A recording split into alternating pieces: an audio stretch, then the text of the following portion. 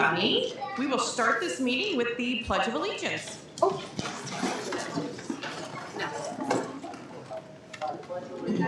the flag of the United States of America and to the republic for which it stands, one nation, under God, indivisible, with liberty and justice for all.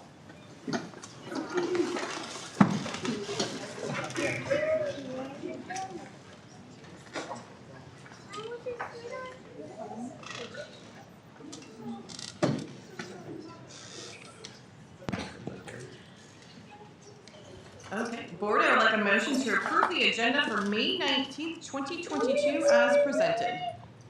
So moved. Second. So we have Chad Lang as a first and Doug Ziegemeyer as a second. All in favor, say aye. Aye. Any opposed? Motion carries. Throw it over to Ms. Jen Joles for our special recognition. Thank you, Ms. Lang. We have three groups here for recognition tonight. First up, we're going to recognize our tech ambassadors at the secondary level who recently completed a 3-year program to better support student learning with the use of technology. And I'll invite instructional tech content leader April Burton to the podium to tell us more about these dedicated individuals. April?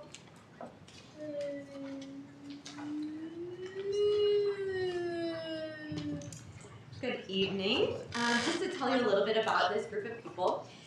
So we had an application process 3 years ago for teachers to participate in a 3-year-long cohort to learn about technology integration and how to align their practices to support student learning with the use of technology. So in the very first year, which was the year the pandemic hit, we learned from regional partners, we visited Worldwide Technology, Made STL, the Federal Cybercrime Lab in Clayton, and we learned from some other school districts just to see how technology is used in increasingly digital world. Then year 2, we focused on how they as educators can lead and model positive use of technology by exploring the ISTE standards for educators.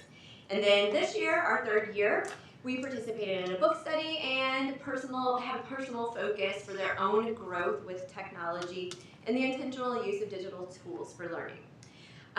Some of our tech ambassadors have participated and have led out district PD, and every single one of them are positioned as tech leaders in their buildings. So due to weather, some sports competitions, band concerts, and art clubs, there are not a whole lot that could be here tonight. So I'd like to call Angie Flick to the podium, because she's representing the group tonight.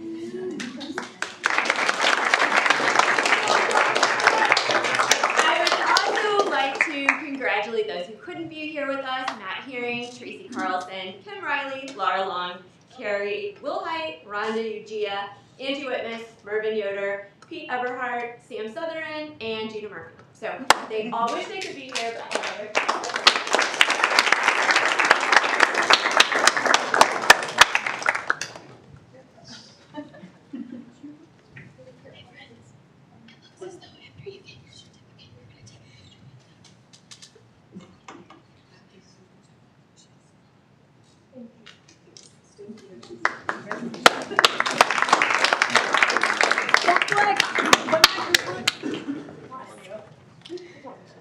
All right, and next up, and back for a repeat performance, we have some amazing students with us from the Francis Howell Vision Program. We have 3 students placed in this year's Braille Challenge: Olivia Wright with honorable mention, Luke McCann with a 2nd place finish, and Salome Cummins in 1st place again. Hosted by the Missouri School for the Blind, the Braille Challenge is the only academic competition of its kind in North America for students who are blind or visually impaired.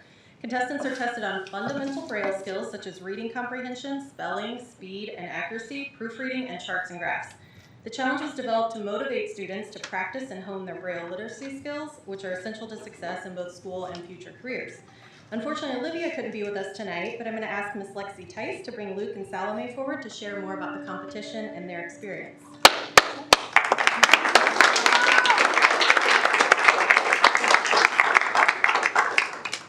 Hi everyone, thanks Jennifer. I've had the honor of working with both Luke and Salome at some point in their journey through Francis Howell. Luke is currently up here with me, Salome is joining us.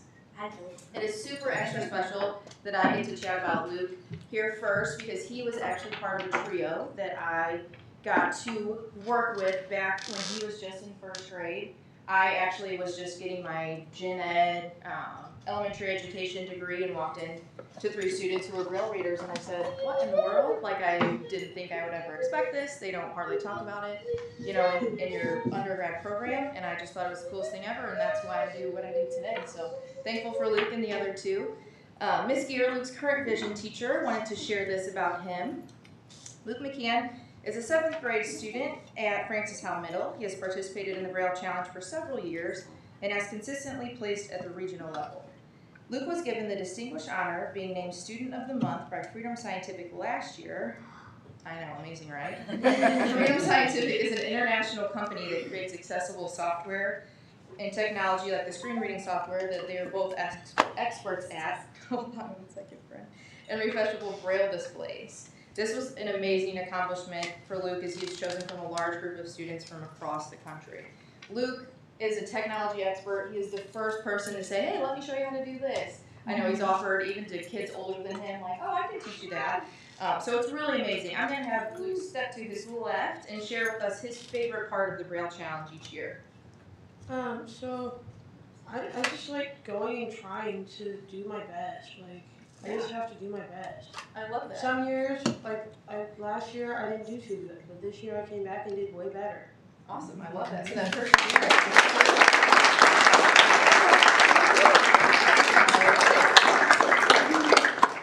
My friend Salome here. Salome is a 5th grade student at Warren. She and I spend quite a bit of time together each week, typically with a hefty side of laughs and giggling. If you ask her what her favorite part of the school day is, she'll probably tell you lunch. But don't let that fool you. She's an incredible writer, just recently winning the DARE essay competition. Her peers and teacher call her the human calculator, and she's always first to volunteer to help a classmate learn a new concept that she's probably already mastered. Salome has had a lot of success at the Braille Challenge in the past, and after her first place finish this year at the regional level, was then invited to the national level, which is held this June in Los 37 Angeles. days. 37 days specifically. Yep. So she'll be spending some time in California at the National Braille Challenge, which is really awesome. So if you want to step to your right and share your favorite part of the Braille Challenge each year. Well, you know, absolutely love, like, you know, I get to meet new friends every year at this competition, and I also get to then compete against some of those people, and I really love that, like, Hannah Gevers, for example, she lives in Boston, Massachusetts. We contact each other through Google Chat because she hates Gmail because of some glitch or whatever that I have never experienced in my life. What about Hannah Gevers? But Hannah Gevers, we talk on Google Chat, and she and I, she beat me my very first year of the Braille Challenge. Then the next year I wasn't versing her, I got first. Then Cheyenne beat me. Then I got first in excellence in spelling. Then I got first in regionals. I'm waiting to see what happens this So I time. think what you're saying is your favorite part is the competition, the competitive. Yeah, and I also love getting a bunch of friends, you know? Like, Right, yeah, both sides of it. yeah, exactly. Awesome. Thank you, my friend. I'm at the Braille Challenge. I'm trying to get them. When I'm not, I'm trying to be friends. Thank you, guys.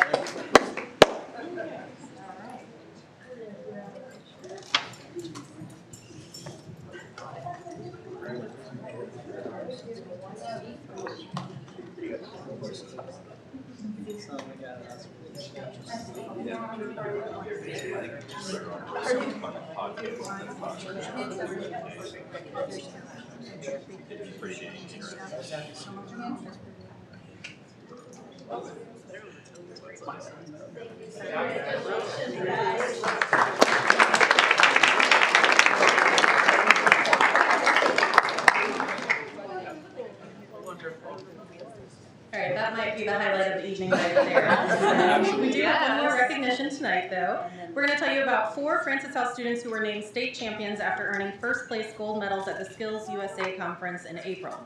SkillsUSA competition is the largest showcase of skilled trades and skill competitions in the world. More than 15,000 students, teachers, education leaders, and representatives from 600 national corporations, trade associations, businesses, and labor unions participate in the event.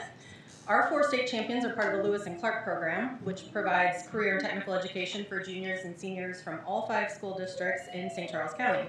Students attend half the day at their respective high schools and half the day at Lewis and Clark. The students will be traveling to Atlanta, Georgia for the National SkillsUSA competition next month. So we're going to congratulate the following state champions. We have 3 of them in the room with us tonight. From Francis Howell High, Gavin Sutherland, who is first place in computer programming. Gavin, you want to come forward?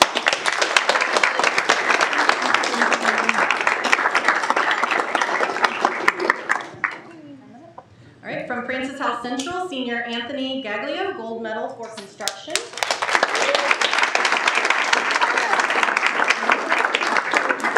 From Francis Howell North, Senior Dominic Henning, also part of the winning construction team.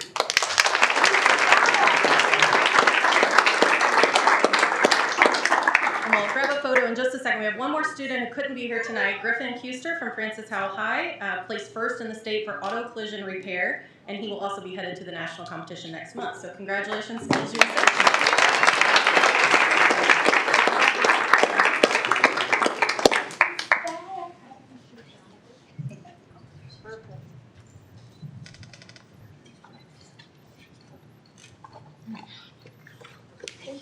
Congratulations,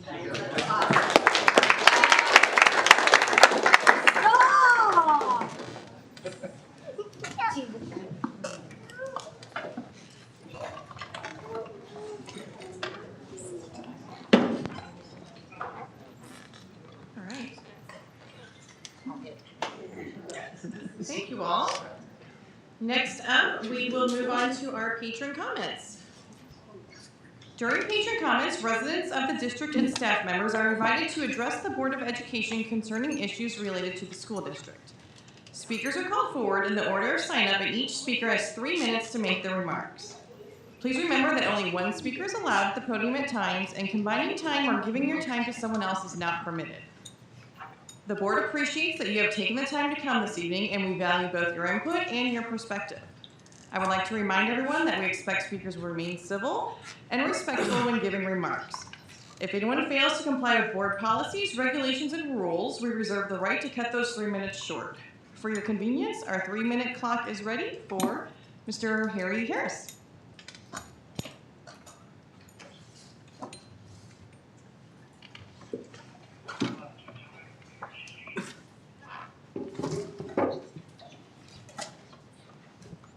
Thank you. I wanted to start this evening by, first of all, saying thanks to Dr. Hoven as he retires. I've appreciated our discussions and his efforts to keep us moving forward, and I anticipate continuing that effort with Dr. Rumpus. I wanted to come and speak tonight, as I know we as a district have a lot of work to continue doing heading into these summer months to plan for the next school year.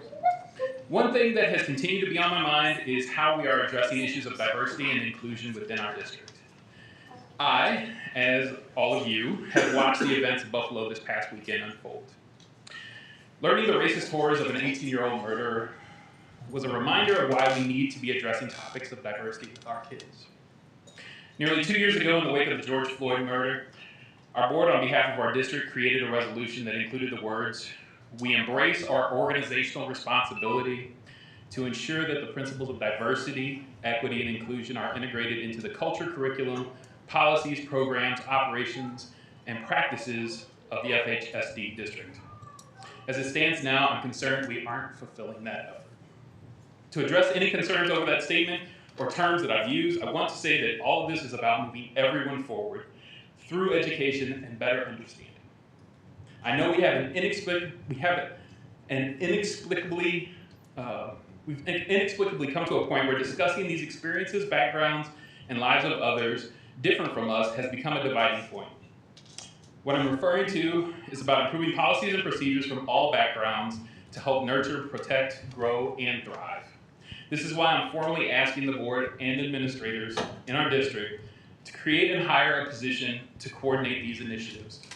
We need someone who can address things like our abysmal rate of black and brown teachers in our district.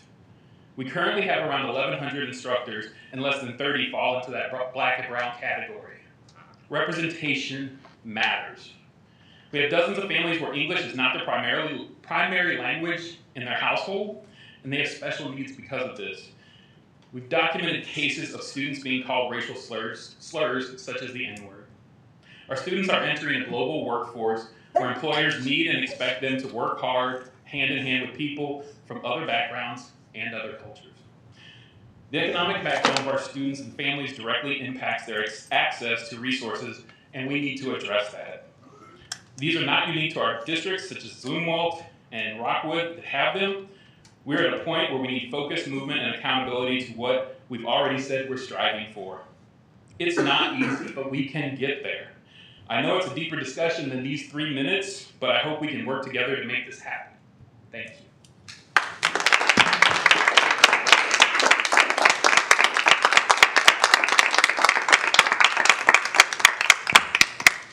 Next up, we have Christopher Brooks.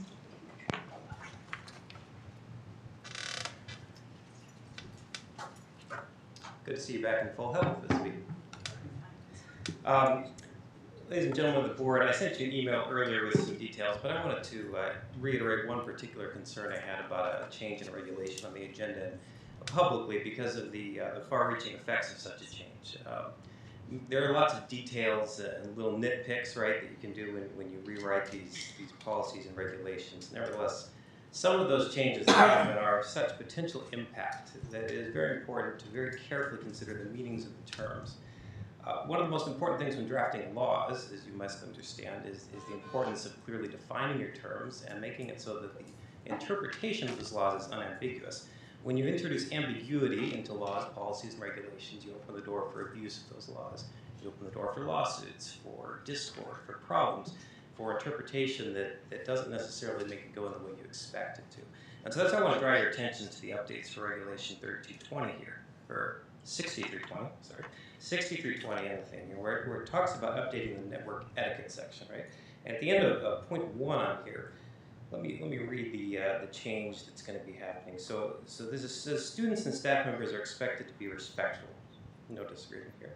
They may not send abusive, insulting, harassing, or threatening messages to others. And then here's the key clause that's being added. It says, or communicate in a way that can be interpreted as bullying by others. Now, nowhere is this defined. It also has 2 potentially troubling statements. First is being interpreted as bullying, right? So this does not require actual intent of bullying. This does not require actual bullying behavior. This requires someone to potentially interpret something sent to them as bullying. I'm sure you understand in today's victim-oriented society how easy it is for someone to interpret that. And not only is this applying to students, but it's also applying to staff members, teachers, yourselves, administrators. The other problem here is it does not require someone to actually interpret a statement as bullying, but it says that the statement can be interpreted as bullying. So not only have we gone to 1 level of ambiguity, that is the interpretation of the receiver of a statement, but we have 2 levels of ambiguity, something that can potentially be viewed as bullying. I would submit that this is an overbroad statement. It is ripe for abuse. It is not going to clarify the language. It is going to make it more difficult to enforce, and it's going to make it more problematic for people to communicate in an open way, which is essential for an education system. So I would encourage you to delete it. It does nothing to the statement. Thank you.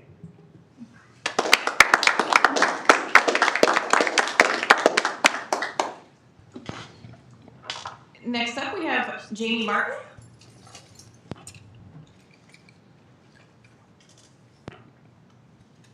No Jamie? Okay. Next up, we have Vivian Gatars.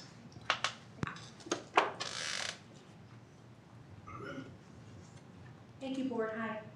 First, I want to compliment Francis Howell School District and Katie Vargas, who is apparently a college and career specialist, for the Build My Future Day that was held at the Family Arena on April the 20th. Not only did Francis Howell participate in this, but they were actually co-chairs for the event.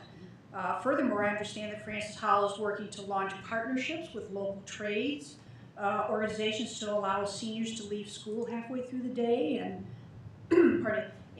work to earn industry certification, perhaps even as soon as the school year 23-24. And this is great. I applaud you guys. It provides a pathway for students to enter careers that are in high demand, provide a skill for life, pay good wages with benefits and pensions. Some of these are even, can be six figures, and create businesses that last for generations. I actually have generations of bricklayers and electricians in my ancestry. These trades are a great alternative to kids who can't afford college or who like working with their hands, men and women both. Although Francis Howell is very proud of the 80% rate of going to college, not everybody that goes graduates, so this is great. I would encourage Francis Howell to also see if they can identify scholarships and grantors, because sometimes these students don't get the same kind of offerings for money that other kids do. So bravo, Francis Howell. The second thing, I would like to encourage the board to clarify what it considers vulgarity. I've talked about this before. Policy 1471 prohibits vulgarity in advertisement, but it neither defines nor applies it to any of the in-school communications between teachers and students. I spoke about this and how teachers are left to be the ones to determine what to put up with in terms of vulgarity, cursing, and stuff. This lack of definition is confusing to students, parents, teachers, and it creates yet another problem for teachers to solve without the support of the board. If I accuse a teacher of cursing out my student, what does that mean? If a teacher accuses my student of pervasively indecent or vulgar language, what does that mean? How does vulgar speech in schools differ from speech used by patrons, or does it?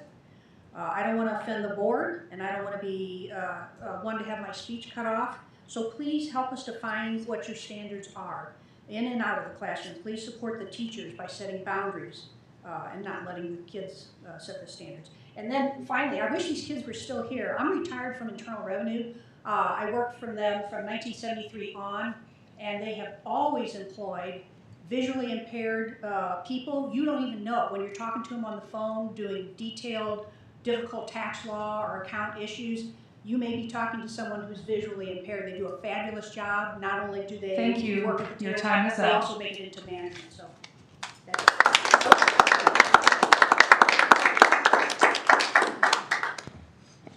Next up, we have FHEA.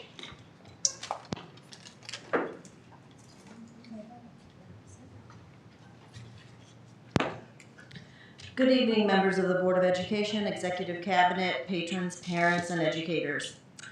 We are encouraged by negotiations this year. New leadership helped to create a more positive experience. However, not giving your teachers the same support that other districts have, and we aspire to be like those districts, doesn't make sense. The release president position is an important part of the Francis Howell culture. We will continue to work to get this back. Some concerns we have are the board retreat on June 23rd. This is a board meeting that is for planning for the next school year. This should be on the YouTube channel. People should be able to watch. We need transparency from this board and from this district. And until we get that, we are not going to be able to move forward. So please consider putting that board meeting on YouTube like we are doing with all of our other board meetings. Thank you.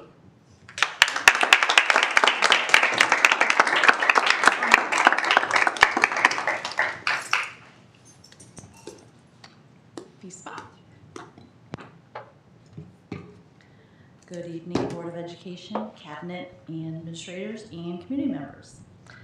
My name is Amy West, and I am the outgoing president for Francis Howell Education Support Professionals Association, or FESPA. Our negotiations team appreciates the time and effort from administration during negotiations this spring, including the observation from Mr. Lane. We brought the tentative agreement to our members, and we are happy to report that they voted to unanimously accept it. We ask that the board votes later tonight to pass it as well. The support staff needs your support. Thank you.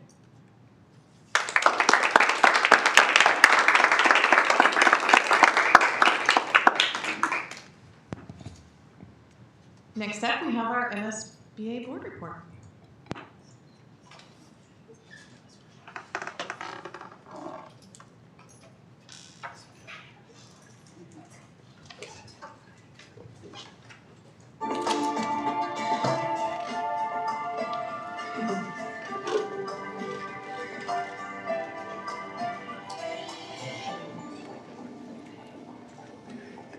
Hello everyone, and welcome to the Missouri School Boards Association's board report for the month of May.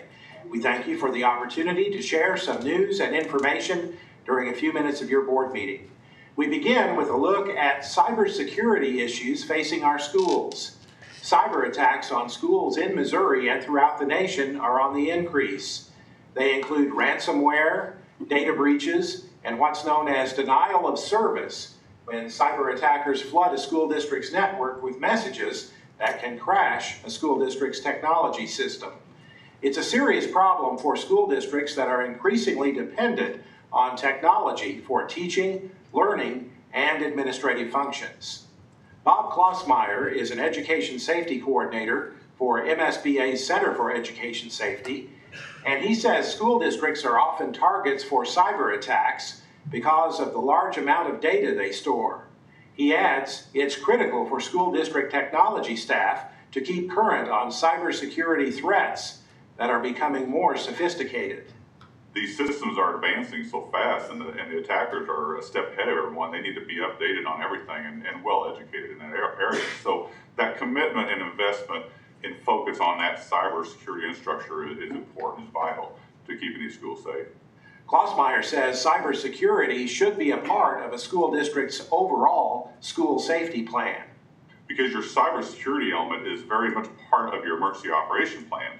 And so we offer a tool to help develop those plans, but there's also an annex on that cyber security element that would build those procedures to follow in terms of protecting, both preventing and responding to a cyber attack. You can contact MSBA's Center for Education Safety for resources related to cybersecurity and many other school safety issues. Missouri is home to 2 active duty military bases, Whiteman Air Force Base near Knob-Noster and Fort Leonard Wood near Waynesville. Educating the children of the many military families stationed at those bases poses some unique challenges, including frequent moves as well as deployments. First Lady Jill Biden and U.S. Secretary of Education Miguel Cardona visited Whiteman Air Force Base and the Knob-Noster School District in April, designated as the Month of the Military Child. Cardona told an audience, including students of military families, they face challenges different from other students, and praised school districts such as Knob-Noster for providing them with the support they need to be successful in school.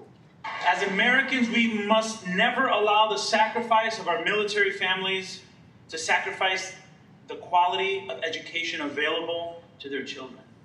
I'm honored to be here with you, recognizing Month of the Military Child. And I'm humbled and inspired by your work day in and day out.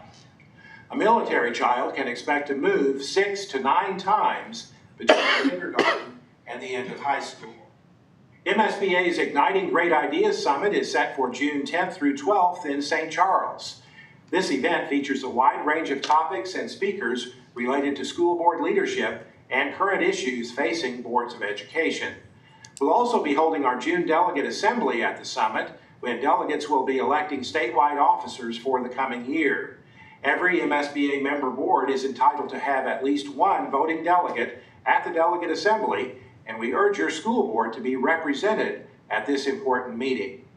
You can watch video interviews with the candidates for state office posted on the MSBA website.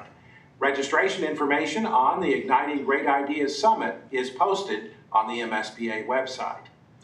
If your school district is interested in sharing some of your outstanding programs and practices with other school districts in the state, now's the time to submit a proposal to present at the 2022 MSBA Annual Conference to be held November 3rd through 6th in Kansas City. Concurrent sessions will be held on Friday, November 4th and Saturday, November 5th. The deadline for submitting a proposal to present at the 2022 Annual Conference is Friday, May 27th. Check the MSBA website for more details. That's it for this month's edition of the MSBA Board Report. Thanks for allowing us to have some time at your board meeting, and so long from Columbia.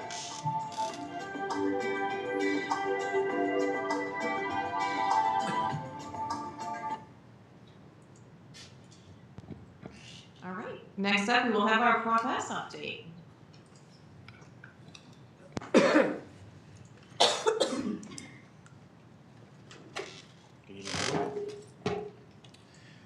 Okay, here we go. 801 corporate, moving along right on schedule.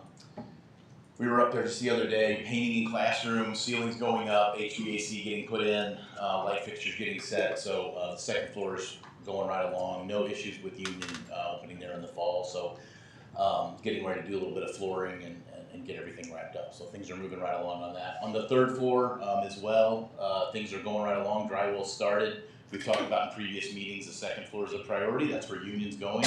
And then the third floor and the first floor. But right now we anticipate those all getting completed sometime during summer, June into July. I know Mr. Klein has been working with the moving companies. That process has already started about getting boxes over, starting getting everyone moved into the building. So exciting times, a lot of work ahead for a lot of different people, including technology and all the work that they have to do. But I am happy to report we are on schedule with 801 as it stands. So here's some pictures.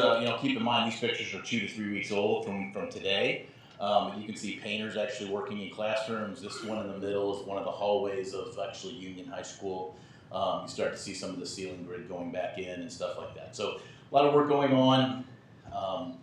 Like I said, it's exciting out there. So things are moving right now. Francis Howell North. A tremendous amount of work has been done over Francis Howell North. It looks completely different this month than it looked in previous months. So a lot of vertical construction is finally starting, a lot of steel, a lot of brick, a lot of precast panels. So we're actually really for the first time getting to see how big that building is and actually how it's going to really set on that site. So very exciting time. If you've driven by it, you can see it, and we're happy to give anyone at the board a tour if they would like one. But structural steel continues on there. Exciting this month, the storm shelter pieces started to get delivered. We actually have some video or some pictures of those, but I would remind the board that there's a massive storm shelter as part of this project that has precast panels set as, that's what it's actually built out of. Those are required by code now that we have to build them. Our entire auditorium will be the storm shelter. So the storm shelter is being built like a big bank vault. That's the best way I can describe it. So we have some pictures, but they're setting those panels as we speak. Each panel weighs at least 20,000 pounds, so these are big concrete panels. So a lot of big work's happening out there.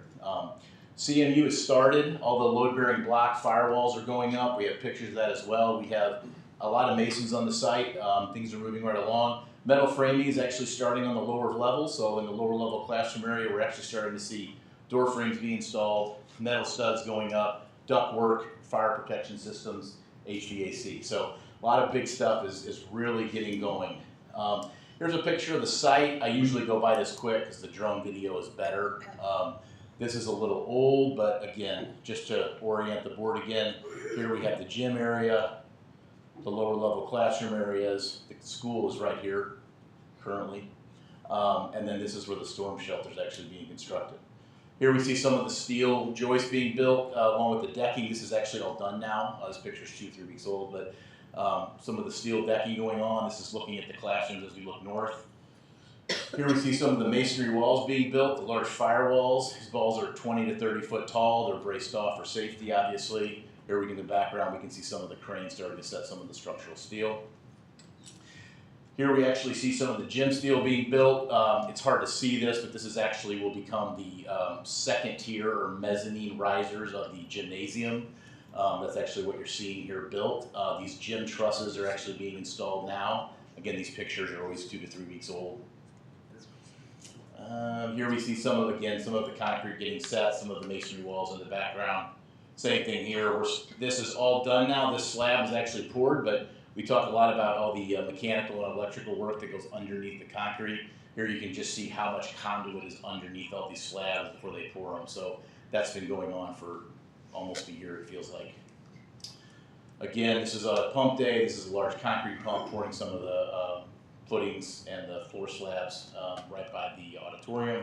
And then lastly, we start to finally see some of our precast panels come in. So these are some of the panels that are getting set. It looks very different today. It's actually the entire block is built, but these are the panels. Each one of these weighs about 20,000 pounds. This is a 300-ton crane setting them. So big work, and it's moving along. If you drove out there today, like I said, they probably have set 30 to 40 of these panels already.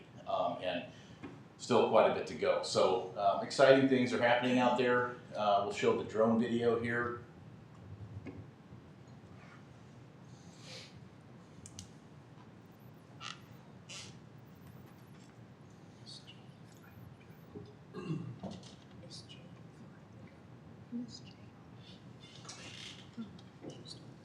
So again, this is the gymnasium. Panels back in the back. Henderson's back here.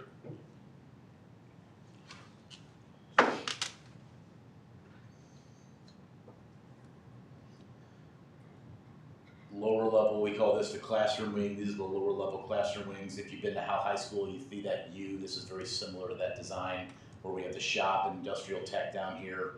Two levels of classrooms here and here. Gymnasiums over in this area. This is kind of the core center of the building, office administration and more classrooms. Again, gymnasium here. This is where those precast panels are being set for the auditorium that we're actually building right now. Firewalls being installed. Future stadium will sit somewhere around in this area right here. Now we're looking back the other way. These are temporary detention basins. I think I've said those before. Over the summer, these will actually be taken out. They just catch runoff right now for the construction. Tennis courts will actually be going back in this area back here. Again, football field here. Gymnasium, you can see all the steel being shaken out here, getting ready to be set for the gymnasium. Here's that mezzanine steel that we were looking at earlier. And then here's the big crane starting to set the precast panels. Thank you. So a lot of work going on. Like I said, if you get a chance, let me know. I'd be happy to take you on a tour of the place. I know Dr. Hogan took one this week, and SM Wilson does a good job. They drive a gator around so you don't have to walk anywhere, which is even nice too. So. Talk a little bit about the dashboard. So I give this to the board every time. We billed 19% of the job to date. I will talk a little bit about these allowances. So we had I think in the board report this month, we submitted the VE list that was requested by the board. It's very extensive. All of those VE items are actually being incorporated into what we call conform set of drawings that have actually been issued to SM Wilson. SM Wilson is currently bidding those out, are looking through them and finalizing all their costs, going through everything. These allowances are what affect those costs. We anticipate these coming in under what we have right now. So, but there was a $1 million escalation allowance, $1.1 million escalation allowance, and a $1.1 million GMP allowance. So we hope to have this information back in the next couple weeks. That is one of the driving factors in getting the list submitted to the board that you're asking for regarding all the Prop S projects. This has a major bearing on what the final cost of Francis Howell North is going to end up being. So we're hoping to have this in the next couple of weeks, which will then let us finish that work and get it to you. So we know the board's waiting for that. We understand that. We've heard you. There's just a couple, after meeting with the Prop S group, it was kind of decided, let's make sure whatever we give you is correct and detailed, and we don't have to send something to you a week later that's changed. So we understand that. There will be that information coming. That will get finalized. And I will compliment Wade Welch is here today, but that conform set of drawings is a massive undertaking, and Homer has been working countless hours trying to get those done, and I know it was a big hurdle for them to climb and get finished. So thank you, Wade. Raise your hand. Everyone knows who you are. Before I move into the last slide, I just want to kind of say a celebration here. You know, construction is a very, very dangerous industry, and you know, there's a lot of stuff that happens on that job site every day. You know, we saw those panels get set. I mean, if one of those panel clips isn't done right, that panel slips off that crane, you guys are going to get killed. SM Wilson has been on that site for almost a year to date. They have had countless hours of work done. They average somewhere around 50 to 60 guys on the site per day. As of right now, we're a year in and still have 0 lost time injuries. So that is a big deal in my world. That is the #1 priority in my world, to keep everyone safe on the job site. You know, a lot of that credit goes to SM Wilson. All of the credit goes to SM Wilson, to be honest with you. Their safety director, their superintendent, they keep the job clean. They've done a really good job, and that's a bearing of just kind of what company they are. So it's a big celebration for us. Something new. So I've tried, this is a slide I put together with the help of Prop S. The goal of this slide, this is something different. We've never done this before, but having sitting in all these meetings for the last 2 years and understanding what the expectations are, I'm trying to create a process in which the board is comfortable as we approve projects moving forward. So I've created a simple slide that I think illustrates it, but I'm going to go through this a little bit, and then we're going to show you an illustration or an example for the transportation renovation of admin that it might look like in the future. But the goal of this is to come to some agreement on how we will present projects to the board and what we will be spending money on before we get too far down the road. So I think that's been a concern of the board's. I'm trying to make sure we address that and come to some agreement. So again, we're going to talk about the transportation renovations of admin tonight. That doesn't mean that'll be the next project coming. It's just a good example because we have some work done on it. So whenever we have these projects coming up, our architects will do some preliminary work. So they have to go out and look at projects and maybe do some measuring of what's there, look at some Google Maps, actually see what could or may not fit. So some preliminary work will always be done on any project before we bring it before the board. That always has to be, done before we can make some presentation. This is a new procedure that this district hasn't done since I've been working with them. But at that point, what I'm suggesting is we will bring those drawings before the board. So we will bring to the board a schematic set of drawings, which is just kind of a very rudimentary set of what the addition might look like, along with the cost opinion of what we think it's going to cost. And I will emphasize this over and over the next 6 months. We will not know what it costs until we bid it out. But we will do our absolute best to get it in range of what we think it's going to be. So this was never done. I would actually suggest some kind of a board approval at that point, saying, hey, this is a good idea. We want to move forward with designing this project. What the board is committing to at that point is funding the architects, funding the design of the work. That's all you're committing to. We're not starting construction. We're just saying we're going to have the architects draw this. So that is, we would bring that to the board before we do any more projects moving forward. And again, that's a new thing, but I think it's a good thing. Once that happens, what I would suggest is the construction documents would happen. The Prop S team would actually coordinate that work. So the Prop S team would look at, hey, what's the color palette going to be? Maybe making some tweaks to the floor plans, working with the principals, whoever it might be. And then eventually we'll take that out for bid. So we'll actually put those on the street. We'll ask for prices. And then once those bids are in, we'll actually know what that project's going to actually cost. And at that point, of course, that would go to the board for approval like any other project has ever done. So if the board were to approve it at that time, the next thing we would do is actually build it. So I don't know, this is just my suggestion of what we should do. This can be tweaked, it can be changed. If the board feels like they want more points of stop, that's fine with me, but I'm trying to listen to what you guys are asking for and get as much information to you before we just start spending Prop S dollars. So I'll finish here on what it might look like with an example being the transportation admin renovation, and then we can circle back and talk about it any way you want. So this is what it would look like. Again, we're not suggesting tonight that this would be the project we would approve. We're just giving you an example of what something might look like if you bring to the board. So we would first give you a background of why we think this project is necessary. So it would be, hey, maybe the demographer information would be part of this conversation if it was an elementary school, whatever it would be. Next year, we would give you some kind of an enlarged floor plan. Again, we're talking about the administration and transportation here, looking at actually what's there, where the expansion would go, looking at it from Google Earth. Some rudimentary floor plans would be created by the architects before we brought this to the board. So this is minimal work. It's what we would call schematic work in the design world. So this is not construction drawings. This is not a lot of money being spent, but it is minimal work that we would bring before the board just to give a background on why this project should or should not be built. Here you see a little more of the architect's work and renovation. So we would talk to you about what we're renovating, why we're renovating, how it would get phased. We could talk about moving at this point. I'll pick on our elementary schools. Hey, you're going to build a big addition at Henderson. That's great, but where are the kids going to go? Those kind of things would be discussed as part of this presentation.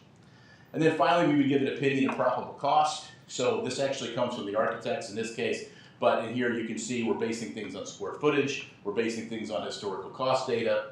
We would always put contingencies within the job. We would also project soft costs. Soft costs have to do with furniture, independent testing, design fees, stuff like that, to try to get the board to have an understanding of what this building we think will end up costing.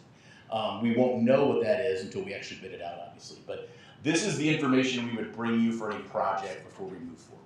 So that's what I wanted to talk a little bit about tonight. I'm sure there's some questions. I'm happy to answer those as we go. So, Mrs. Lang, that's my presentation.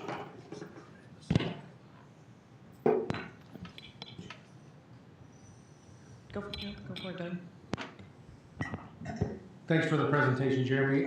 Just as a kind of thought behind this, so if we say that this process is good, more than likely something maybe in June, we'll see almost exactly this for the structure that we're in right now. Yes, absolutely. Yeah, for any new projects. Correct, yes. And so I am assuming, in being a part of observing on the design team, is part of the rationale behind this is we have a finite amount of money that's left over with Prop S. Yes. Obviously, there's been inflation and the ramifications from COVID, and so that's dwindled what we got approved a few years ago. Yes. And so really taking a look at what's left and prioritizing and getting that approved by the board is Yes. my understanding. And so I think there's some obviously big projects out there, and Henderson would probably be one of those that I assume would be coming down the pike Yes. as well. So Yes. Yes. And I think, it's no secret we have more projects to do than we have money to spend. So I think this is a good step in getting the board to agree on what projects go in which order and which projects go first. That basically summarizes what you just said, Mr. Clark. yeah, and I like having the background information on it as well. And part of the pieces of the background for at least this facility, I know you're not presenting that today, is that's why we bought 801 was to house several other construction projects and do that at a discount price and buying a building rather than new construction. So this is one of those steps of completing what we've already set in motion. But I think that's all the questions I have.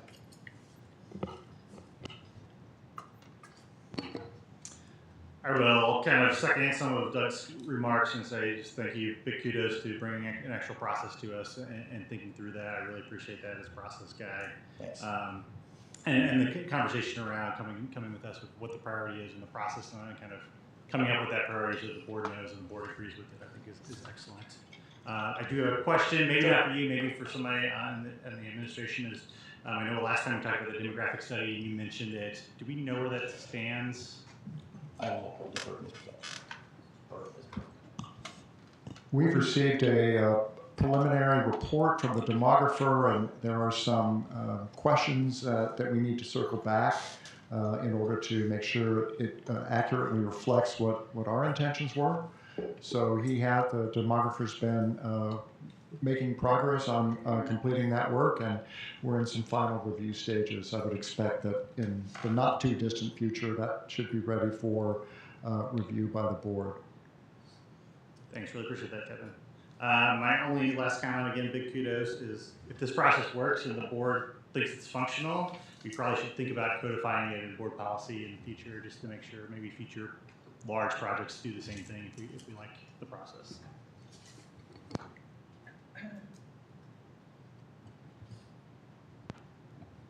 Any other questions, comments? I'm going to echo these two. I love that process. I think that's going to help with a lot of communication, transparency, all the things. So I appreciate you bringing that forward. I look forward to that. Okay. So thank you. Thank you. I appreciate it.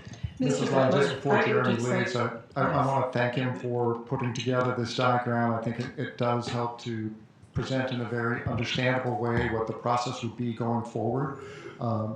We did try to keep it visually digestible, easily digestible. But one thing that would continue to happen, is that as the design team meets, those notes would be available on the website, so the public could follow the work of the design team. And any significant change, so in that preliminary design, if we get into the construction drawing part and find anything significant, we would circle back with the board.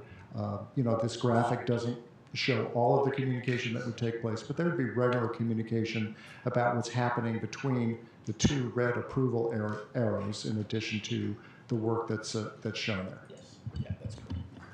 And Mr. Butler, I would just like to say thank you for including our Henderson students in that. I saw that video with the kids coming in, S.M. Wilson bringing them in and showing them, you know, Ms. Guttars had mentioned earlier about having our kids work in the field and and I think that's a great place to start it, so those kids can see exactly what's being built there. So I know we talk a lot about here about the money and stuff, but I really, at Francis Hall North and itself, but it's so nice to see that our kids are being involved in this, especially the kids that are going to attend there. So please make sure that S.M. Wilson knows how much we appreciate that. I will, and I do want to say this, that 100% of that credit goes to John Klein. John Klein had everything to do with those kids and everything he did, so I think he's here, but I'm just the construction worker helping out. John's in charge of all that stuff. So, yeah. Well then, Mr. Klein, thank you. But I'll take the credit, Jane. Thank you.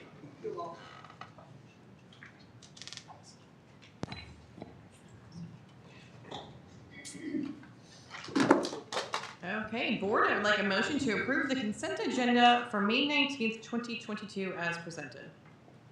So moved. Second. So we have Doug is first. Patrick? Okay, all in favor say aye. Aye. Any opposed? Motion carries.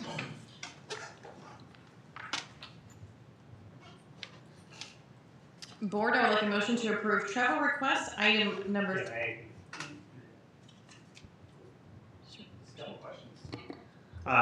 Just a couple questions on consent agenda, just to have some conversation. I was just curious if, fill myself in as well as the community, can we have some conversation? Can you just quick overview of kind of P-card approvals, how that works, who's involved, just for informational? I'd be happy to share that information. So every P-card holder in the district, at the end of the billing cycle, which is going to add for the current cycle, is actually going to be tomorrow. So they are responsible for going out to the UMB site and downloading the list of transactions that were charged to their card that month. They need to provide written documentation, receipts for every transaction that is on their log. After they put their log together, one of the other tasks they have to do is they have to allocate those charges to the appropriate account. So we have some building secretaries who may purchase things for a second grade classroom and something for physical education and something for the principal's office. So those charges are then allocated to the appropriate general ledger account. That report is then submitted to the appropriate supervisor. The supervisor has to review and sign off on that. Once a supervisor has signed off, those reports come to the district's office. There's a clerk in the finance department who is responsible for reviewing every log that comes in to ensure that the receipts that are attached are appropriate, that someone hasn't mistakenly allowed tax to be charged and not made an attempt to get that refunded or provide payment for that tax, and checks for other discrepancies and works with that individual P-card holder to resolve all of those. After all of that work is done, she compiles that information into a report that's very similar to what the board sees, and that is sent to me, and I review every transaction on there. Of course, I don't look at every receipt on every log, but that's already been looked at by 3 people before me. But I do look for inconsistencies and try to think how a community member reading that report might gauge some of the charges that are listed there so we can make it as transparent and as understandable as possible. So it's been through a series of approvals and review before it's submitted to the board for approval. Thanks, Kevin. I appreciate that. Board, I would like a motion to approve travel request item number 3 as presented. So moved. Second.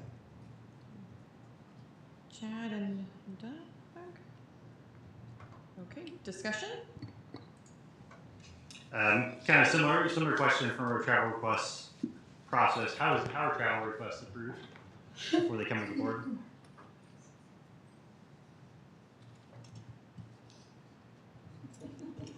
Yeah. I want to because it's really not the item that we're, but the travel requests are submitted to the supervisor. So I'll talk about something that I can personally relate to. So if someone in my department wants to travel, they would submit that request to me, and I would review it. If that travel is for out of state, one of the directors in the academic department has to also review that for consistency within our internal policies. Once that academic director has signed off, then they are submitted as part of the items that are presented to the board for approval. So those are all submitted to my assistant in the finance department, and she reviews all of those. Each traveler, if the request is of more than $1,000, needs to provide a memo explaining the purpose of their travel, and often includes information on how that is funded. We do require people to submit travel requests for approval, even if the funding source is outside of the district. So if an organization agrees to pay some of the travel costs, for example, that still would contribute to the total dollar amount for that request. We don't deduct the cost of any in-kind service from the request.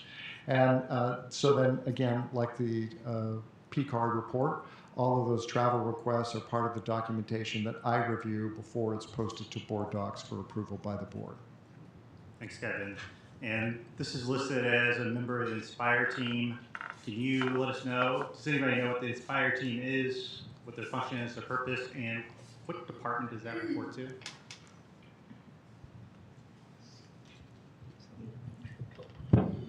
Our Inspire team reports in the academic department. It is a group of educators that work to educate our teachers on how to best support students that have high needs, behavioral needs, as educators of educators, and work very closely with teachers across the district. So they do report out of the academic team, and Dr. Buckman might add something to that description. I think all I would add is their charge is they serve as consultants to our 23 sites, and they really work to develop the capacity of the adults. They partner this year, they're really working hard on our care teams and with our trauma leadership teams within our schools. They kind of set a focus each year, but they're really very responsive. It kind of depends on what the school needs at the time. I appreciate that. I've been spending a lot of time trying to dig into this issue and build better understanding. Probably an inordinate amount of time just to build that understanding. And before I get kind of further into the topic, I just want to apologize to my fellow board members, administration, teachers, and community. With my next statements, I'm probably going to be viewed as not understanding the world of education, the needs of our students, what is happening in the world today. You will view me probably as grandstanding and obstructionist, ignorant, idiotic, or maybe something worse. I certainly won't be looked at as a friend or a partner, but I feel it is my duty as a board member, and I'm compelled to speak. First, as this travel is listed as related to district work or direct work of the participant, it can only be assumed in my mind that it is a primary function of their role within the district.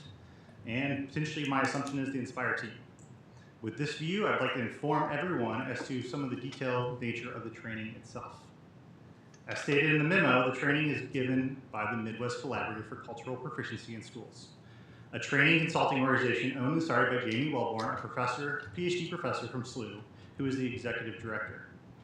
Professor Wellborn could be considered an expert in this topic, studying for many years, giving presentations at least since 2018, and recently releasing a book, Leading Change Through the Lens of Cultural Proficiency.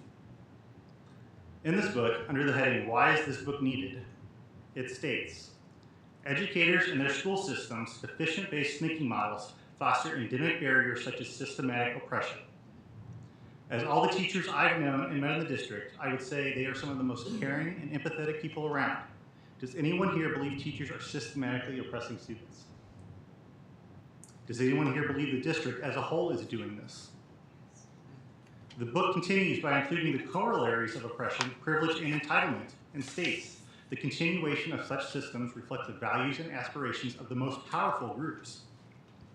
These are very direct and purposeful statements, showing the author's state of mind, and become alarming given the transformation readers are being walked through in this book utilizes a fictitious school district. It may be just me, but when I think about the level of missteps being thrown about, it takes my mind to explicit oppression examples of the Middle Ages, the checkered past of the United States, World War II Germany, Soviet Russia, or modern-day China. If we truly believe transgressions of this caliber are happening, then we need to be discussing a lot more than training. However, if, as I believe, this is not a fair representation of our district or teachers, then why is this being allowed in our schools? Taking away from our true mission of educating students. Furthermore, it was stated that the certification is for personal development and wouldn't be rolled out to the district. However, I would point out that there have been numerous purchases between February and now of the book Opening Doors, an implementation template for cultural proficiency. A book that models a case study of implementing these ideas within Ventura Unified School District in Ventura, California. I even discovered that there was a cultural proficiency meeting at one elementary school. Given the contention and lack of data for these programs, as it relates to our district, I find myself wondering about the validity of its uses in Francis Howell and wonder if our community might feel the same. I was also highly concerned after viewing a presentation Professor Wellborn gave on this topic in 2018 titled Cultural Proficiency, Beginning the Journey. Within this presentation is a slide titled Your Mission and the Power of One. I will repeat that. The title is Your Mission and the Power of One. It appears to be referencing individual participants. This slide utilizes a model that visualizes the idea of influencing students who influence their parents and community, who in turn influence faculty and staff to ultimately influence the board and administration. This is not teaching, this is not diversity, this is not leadership, this is activism, pure and simple, and has no place being promoted by the district. Pushing an agenda, whatever that may be, onto another person, especially an impressionable child, is not the district's function. The community has expressed concerns repeatedly about CRT and Francis Howell, and I think there's enough evidence here to support the tenets of CRT are present in these materials and training. As such, I cannot support this endeavor, and I urge the rest of the board to think carefully about what I've brought to light and consider following suit. Thank you.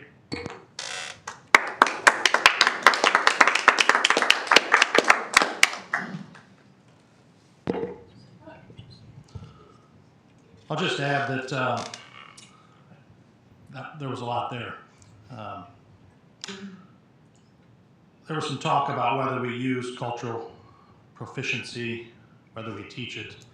I just did some quick searches on the district's website. I find an article from November 2017, FHSD seeks to increase equity and cultural proficiency, and I'll read a few statements from it. This semester, FHSD has worked with noted inclusion and equity expert John Crown Apple to create training for district and building administrators. Crown Apple is the author of Guiding Teams to Excellence with Equity, which provides guidance for organizations seeking to sustain transformative change. The book outlines a 7-step process to guide facilitation of cultural proficiency. Again, this was in November 2017 when the article was written. Crown Apple was in the district for 3 days of training in September. This professional learning process helped participants develop as culturally proficient facilitators and equip them with the skills, tools, and techniques necessary to bring about systemic equity transformations. Further on, participants also learned how to facilitate a group's journey from awareness to commitment to action in support of inclusion and equity.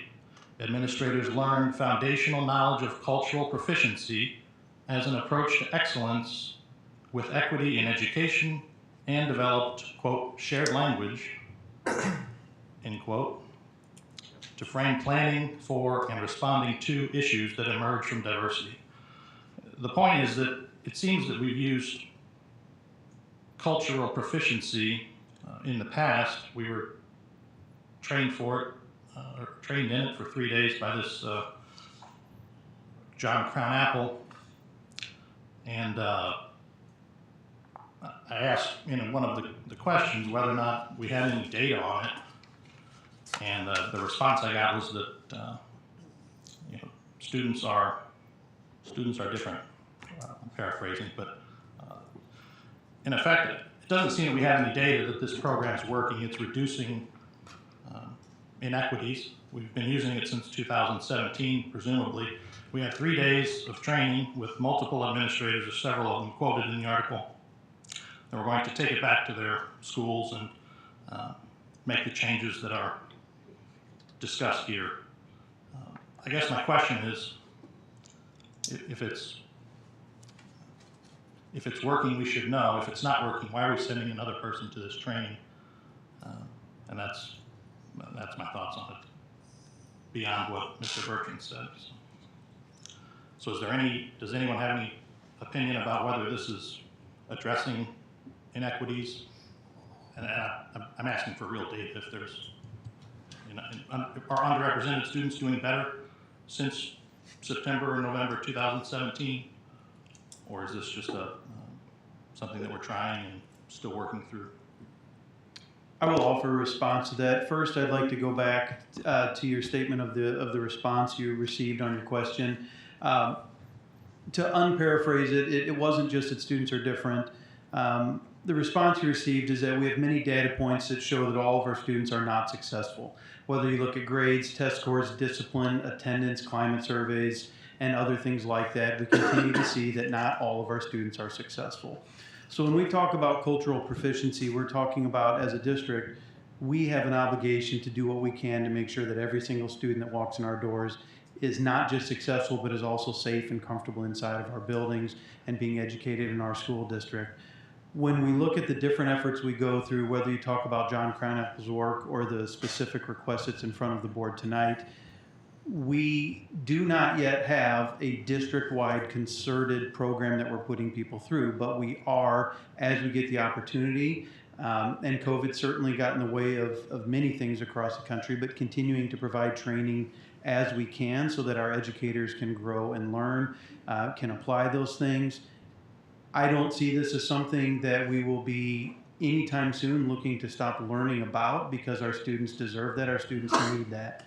And so I know you've asked for specific data points, questions about the efficacy of this training, and when you're working with the things that we were trying to address, it will take time to see evidence of the outcomes of the things that we do. Further, it'll take a further district-wide effort to be able to put those things in place to really measure them. Each time we bring somebody in front of the board that we wish to get training for, that's only going to add to our ability to really impact these kids. So while we cannot sit here right now and say, here is the answer to that one training that some of our people went to and the effects of that on our outcomes, this is something we're working towards, and we will continue to want to do that. Also, Adam mentioned the book, Opening Doors, and I appreciate your response on that to some questions, but it seems we have purchased 34 copies of that over the past several months, some in February, March, and 32 copies this past month. Someone clearly thinks that this particular book, Opening Doors, is important. I'm guessing these books are going to administrators and not kids. Is it a practice to buy books for staff, for professional development? Can any staff member come and say, I'd like a book, I need this book from Amazon, and we'll purchase it, no questions asked? I don't believe no questions asked would be the appropriate way to phrase that, but different buildings, different groups have initiatives they're working towards. You might find one group that's going through some professional development. You might find another one that just does a voluntary book club for people who'd like to learn more. And so when someone makes a request, just like with anything else we purchase, the supervisors that oversee those budgets will see those requests, decide if that request is something they're going to approve through their budget, and then move forward. So absolutely it happens. Finally, I'd like to just remind the fellow board members here, based on the comments that Mr. Bertrand mentioned about the trainer of this program, I'll remind you that a number of years ago, this board, or prior iteration thereof, approved a contract with LeGarrette King that we're all very familiar with and his background. ask yourself if you would go through the trouble of hiring that person again because of the qualifications, the background we learned about him. And then ask if the person that Mr. Bertrand just described is someone that we want to train our staff members. You're effectively approving another LeGarrette team, in my view. So I want you to be aware of that. That's my thoughts on it. I'm going to disagree with what you just said, but I have a question, and you can choose to answer it or not. But last month, we approved over $10,000 worth of travel. Did you guys do the same amount of research into the prep classes, college prep classes, the calculus training, all of these trainings we sent our people on, or did you just go this in depth because we were talking about our student groups who underperform? Anything that has calculus based, I put less scrutiny on than something of culture proficiency, which is not an established science, if you will.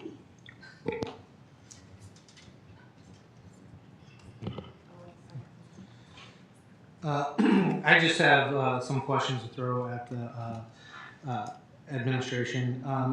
Is there any kind of, I know anecdotal evidence isn't the best, but any kind of anecdotal evidence of why we need this, or your guys' why we need this particular training, and any kind of qualitative data? I know that we're looking for data points, but I don't know if you can speculate. I know there's an ongoing program, not an ongoing program or focus, but maybe some other filler information that we can get. There are many data points we could pull and share. Your first question was just kind of in general, kind of anecdotally, and as I mentioned earlier, you can look at pretty much any significant data point for our schools. It could be grades, it could be test scores, it could be discipline, any measurements of achievement, climate surveys and the responses that kids give about how they feel they belong at school. These data points hit us in the face all day long, year after year, and quite honestly, we're failing some of our kids. And we can certainly provide you with those specific data points. Likely they won't come as a shock to you because these things exist at schools all over the place, and we need to be able to lay our heads on our pillows at night knowing that we did the best we could for all of the kids in our district. And currently, I don't know that we can say that we are. The outcome certainly wouldn't say that we always do.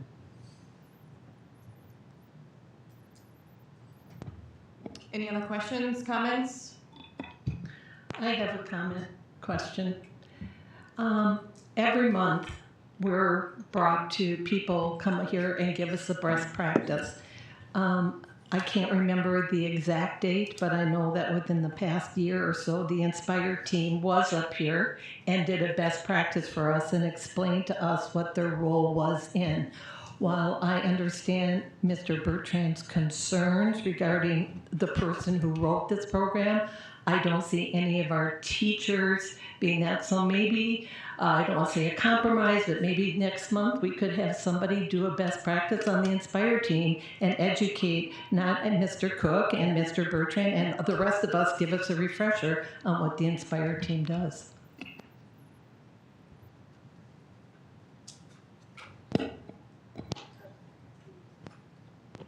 Yeah, just a comment to offer. I think in regards to even Dr. LeGarrette King or who this trainer or author is for this training program, I think in any kind of training program, wherever that person goes that's getting trained, they pick and choose what they want to take back with them. I know I've been to a fair amount of training throughout my different professions, and it's not a person takes all. So some of the summaries that I saw on the particular book that was asked about the P-card purchase was some reasonable questions that any district or administrator should be asking themselves. So even if the takeaway is how do we better serve our students that are underperforming because maybe they have anxiety issues and they should be on a 504 and allowing them to turn in late work, that's something to take a look at. That's one of the questions on the I don't know if it was a preface of that book, but That was one of the questions on there. So I think there's some takeaways that are definitely beneficial. When I reviewed that particular book, I didn't see anything that was overly concerning or scary. I know that some buzzwords are cultural proficiency and equity and inclusion, and sometimes those words that are in the community or as a social justice warrior mean something different in the educational world. So that's all I really have to offer. Anything else, board? Okay. Let's do this one by roll call, Jane, please. Randy Cook. Nay. Patrick Lane. Chad Lang. Aye. Mary Lang. Aye. Doug Ziegemeyer. Aye. Adam Bertrand. Nay. Janet Stiglich. Aye. Okay, motion carries. All right, board, I would like a motion to approve the Marketing 1 and Marketing 2 curriculum second reading as presented. So moved. Second. Chad and Mr. Ziegemeyer? Any discussion, board? Yes, appreciate you pulling this out of the consent agenda for tonight. I don't support this curriculum. The marketing itself, the actual meat of the curriculum, I think is just fine. I did review it, both courses. My objection is more procedural in nature. In my opinion, approval of this curriculum violates our own policy 6110, specifically the end part that states a board may adopt the district's own education standards in addition to those already adopted by the state, provided the additional standards are in the public domain and do not conflict with the standard adopted by the State Board of Education. So the two of the academic standards that were used to develop this curriculum are not in the public domain, in my opinion. And therefore, I cannot, in good conscience, approve this one. Just curious, how did you come up with that standard, legal standard of public domain? By researching the definition of public domain at various law school websites and just common knowledge of what public domain means. So your research public domain just doesn't mean out in the public area? That is not what public domain means, in my view. Or because the law that you cited doesn't define public domain. In my view, public domain is a well understood term in the law. I guess that there would be disagreement from almost every single school district in the state with you on that statement. I don't think every school district in the state is aware of this particular policy, or as you're alluding to, it's also part of the Missouri Revised Statute, specifically Chapter 160, Section 514, subsection 7. The language is exactly the same. So every school district in the state, I don't think you have any justification to say that they have researched this or asked for opinions on it. Any other comments, board? By roll call, please. Patrick Lane. Aye. Chad Lang. Aye. Mary Lang. Aye. Doug Ziegemeyer. Aye. Adam Bertrand. Nay. Janet Stiglich. Aye. Randy Cook. Nay.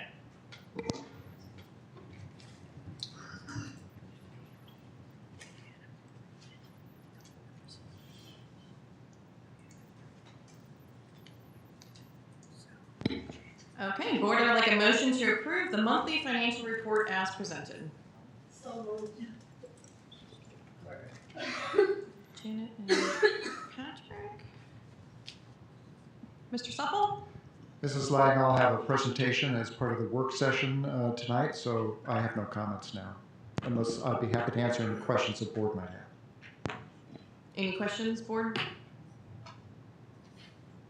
Okay, all those in favor say aye. Aye. Any opposed? Motion carries. Board, I would like a motion to approve the purchases over $7,500 as presented. Second. Randy and Janet. Any discussion, board? All those in favor, say aye. Aye. Any opposed? Motion carries. Board, I would like a motion to approve the meal and the a la carte prices for the 2022-23 school year as presented.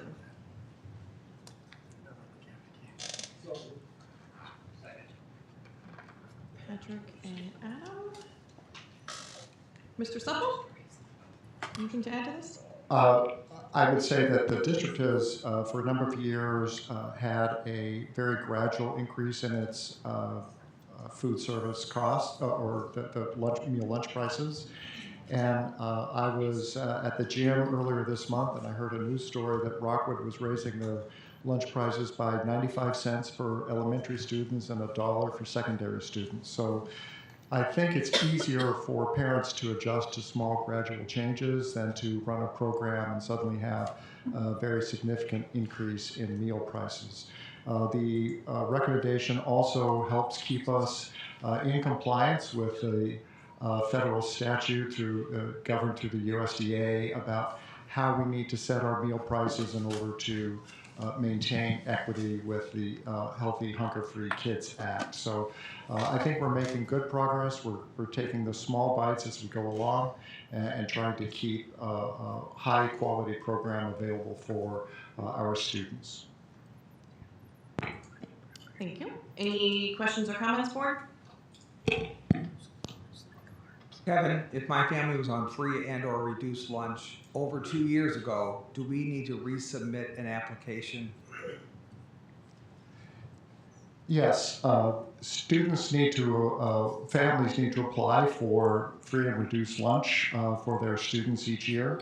And so if they haven't done that the last couple of years because of the waivers that have been granted to school districts across the country, but we will be sending information to our families. We won't be able to do that until July 1 due to USDA regulations, but we will send information to our families encouraging them to complete those applications. I'll just I know this wasn't the point of your question, Mr. Lane, but I'll take the opportunity to share with the community so they can maybe help get the message out. It goes beyond, first of all, it's very important that we have an opportunity to provide those meals for many of our students who qualify for either free or reduced. The school lunch is the most nutritious meal that they get all day. So we want to be able to support those students nutritionally so that they can perform well academically. But beyond that, there are a number of funding sources that are tied to the district's free and reduced lunch rate.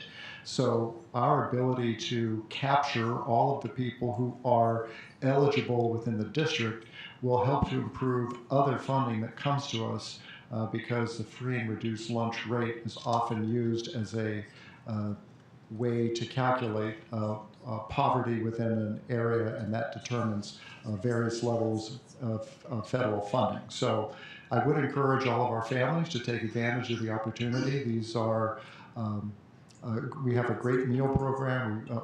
All of our students have had a chance to experience that over the last couple of years, and I hope that our families will take advantage of the opportunity to continue to provide their children with nutritious meals and also help the school district gather all of the federal resources that we can, that we're entitled to, and not miss out on it because they failed to complete an application. Anything else, board? Okay. All in favor? Aye. Any opposed? Nay. Motion carries.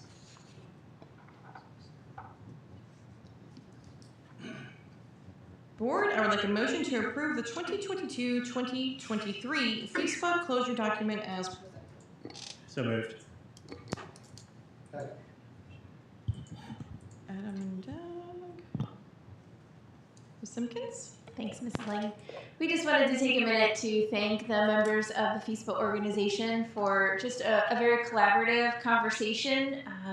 We had some big items to address. We know that it's a very tight labor market, and we did not have salary increases last year, normal salary increases for our employees last year. So we had a lot of work to do.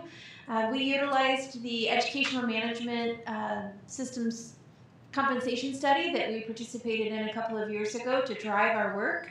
And we are presenting you tonight with an agreement that we came together with collaboratively and positively and are looking forward to working together to support all of our employees as we move forward. Any questions or comments, board? Okay. All in favor? Aye. Any opposed? Motion carries. We will take a short break so we can do our signatures.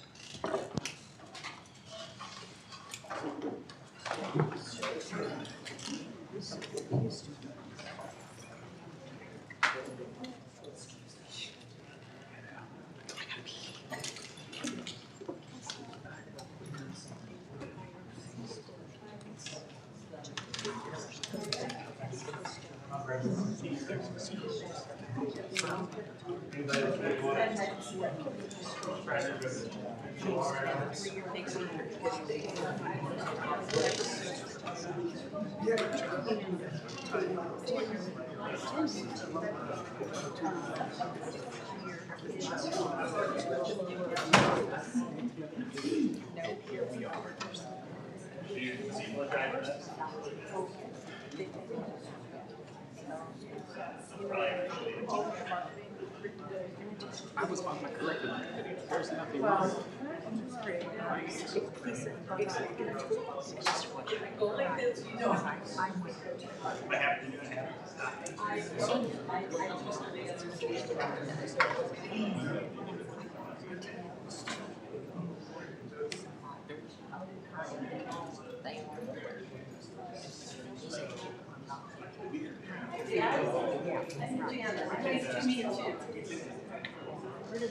I was reading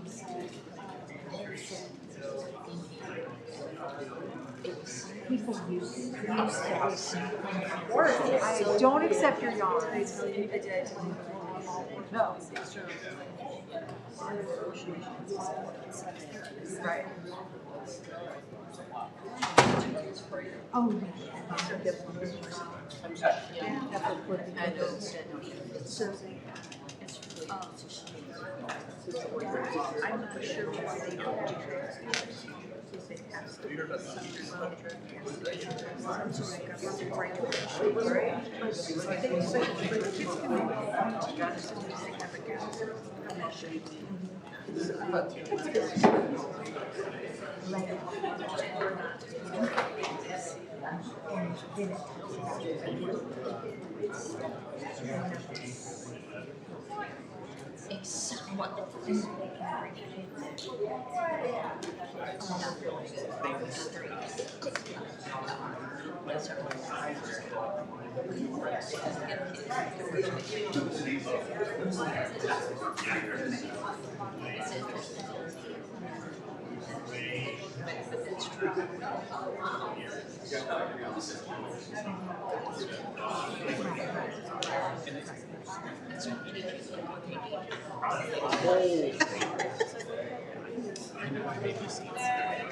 Because you're being evil. That's what gets me. I really think Randy's just Randy over here.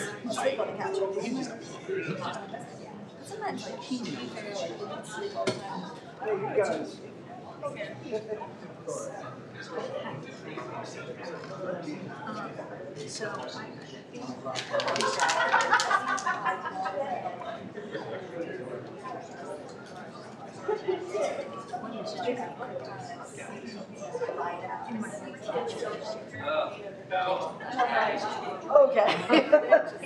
It's 5:30, so. Or it's 5:30 in the evening. You know, like, well, you know, the sun's like kind of screwed. Yeah. Because it's been so bright so late. And it's like, I'm like, this is like, what am I running late? 6:30 is. But I was like, oh my God. At least you do it the other way around. Like, the way around. But then it's such a great relief. You're like, oh my gosh. But I was nervous. You know, then I was like, okay, am I right? Am I not right?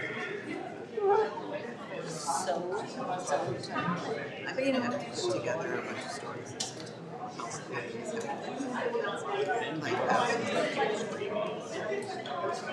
Do Francine. Well, I'll show you. I'll go woo woo woo woo woo. Mr. Line. Mr. Line, we're ready whenever you are.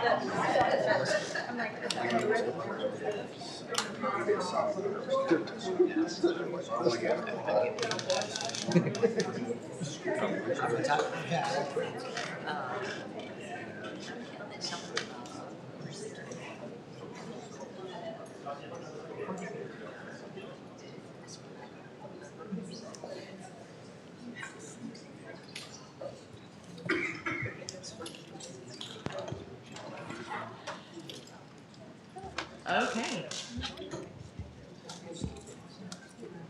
Board, I'd like a motion to approve the 2022-2023 pay increase and salary schedules as presented. So moved. Second. Janet and Shannon. Ms. Simpkins. Thank you.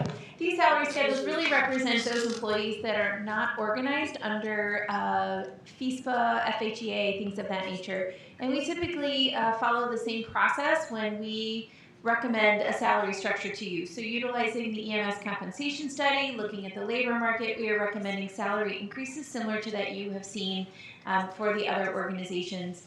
Again, these are our cafeteria aid workers, some of those folks that are working in a very tight labor market that have lots of choices when it comes to finding positions that are paying higher wages than what we've had in the past. So we are excited to recommend the salary structure to you in hopes that we'll be able to attract and retain some great quality staff for our kids. Thank you. Board, any questions or comments? All those in favor? Aye. Any opposed? Motion carries. Next up, we have a couple policies up for review for their first reading. Mr. Ziegemeier? Yeah, I just have a comment. This past weekend, Adam and I had a conversation about the 6320, policy 6320, and the ambiguous language that was actually spoken about during patron comments. That was identified. We actually reached out to Dr. Patterson, who is the chair of that particular committee. We actually had a full conversation around that during the committee about that ambiguous language.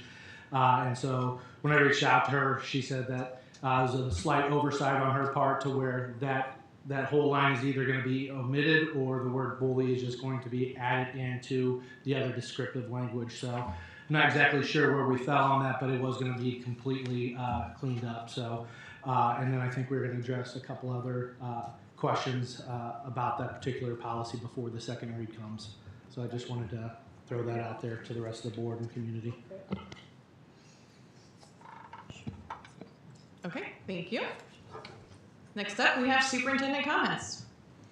Thank you, Ms. Lang. I just want to take some time to celebrate the things that we're seeing in all of our school buildings. It's been a long haul to get back to something that feels a little more normal, almost to the point that sometimes it's hard to even remember what an event used to look like when we used to do it the normal way. But getting out in the building, seeing the testing that's going on, seeing the events, you know, whether it's field days, whether it's recognition ceremonies, honors nights, awards nights, all of these kinds of things. It's so refreshing to see schools getting back to celebrating kids in the way that we always have, in ways that feel good to those kids, get to involve their families, lots of things like that. So I just want to take some time to celebrate as we wind down this school year that just kudos to our buildings for getting back to those events for our kids and families that are really mean a lot to them. Thank you. Next up, we have Board of Education comments and requests. I wanted to first start out by saying the year's wrapping up, and I want to thank everyone. I know this year has not been easy in any way, shape, or form for numerous reasons. So hang in there. We're almost there. And thank you. Who's next? Yeah, I would like to just do a couple of shout outs here. I had, Mr. Lane and I had the opportunity to go to the Lewis and Clark celebration, and we got to see those 3 young men that we met tonight with the Skills Challenge in action, see what they were all capable of. And I really appreciate the academic department for pushing those kids in that direction. It was really, really great to see. So, and the other shout out I would like to give is to Vacation Station, who celebrated the 30th anniversary last week. It was a warm day, but it was an exciting day to see all the kids and the coordinators and everybody there was really special. And of course, their school nurse who was in the first aid tent was pretty amazing too. So it was a great event. So I thank them for inviting us. It was a really great time.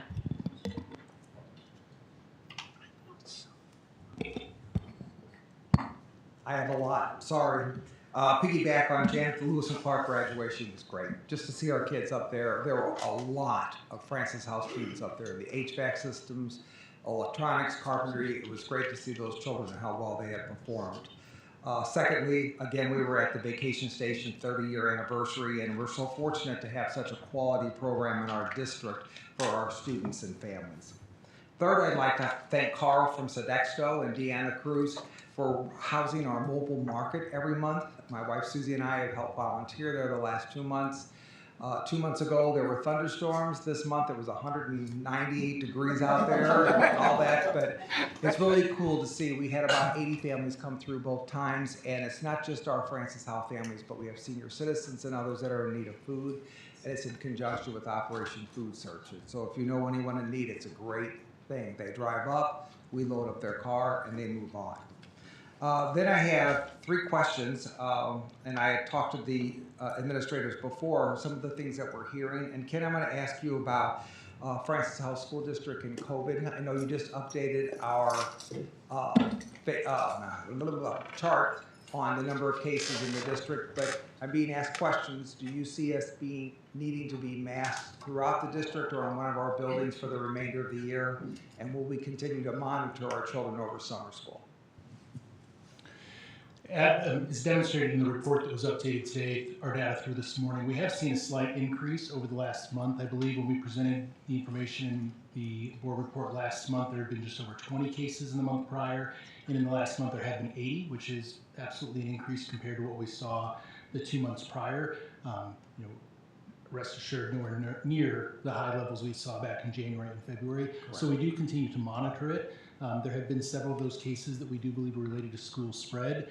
But by and large, 75% of those cases, when they've happened, when there's been more than one in a building at the same time, they've either been sibling pairs or other family pairs, not related to what we would say was an outbreak of any sort within the building. We've had a threshold in place of looking at a 3% monitoring level. We have not had any building get even close to the 1% level during this, and so we do not anticipate asking anyone to put masks back on.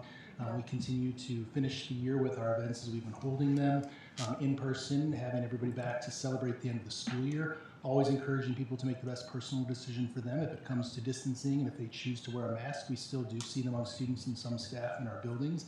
But even with the slight uptick, which we will continue to monitor, we do not anticipate any changes at this time. Thank you. My next 2 questions deal with legislation that are probable. They have not been signed by the governor. Dr. Hogan, one is the teacher pay, where the state will put in 70%, if the district puts in 30% to raise the teacher pay above that $25,000 and move it up. One is, how does that affect Francis Howell? And 2 is, if the governor signs this bill, how long will this last? Okay, sure. The first question, just to talk about the legislation just a little bit further, it is a grant-based legislation, so it's optional for school districts to choose to get involved or not. And the state is funding 70%, and the districts have to match 30% in order to access that money. It has very little effect for Francis Howell. Our first step on the teacher salary scale is over $42,000.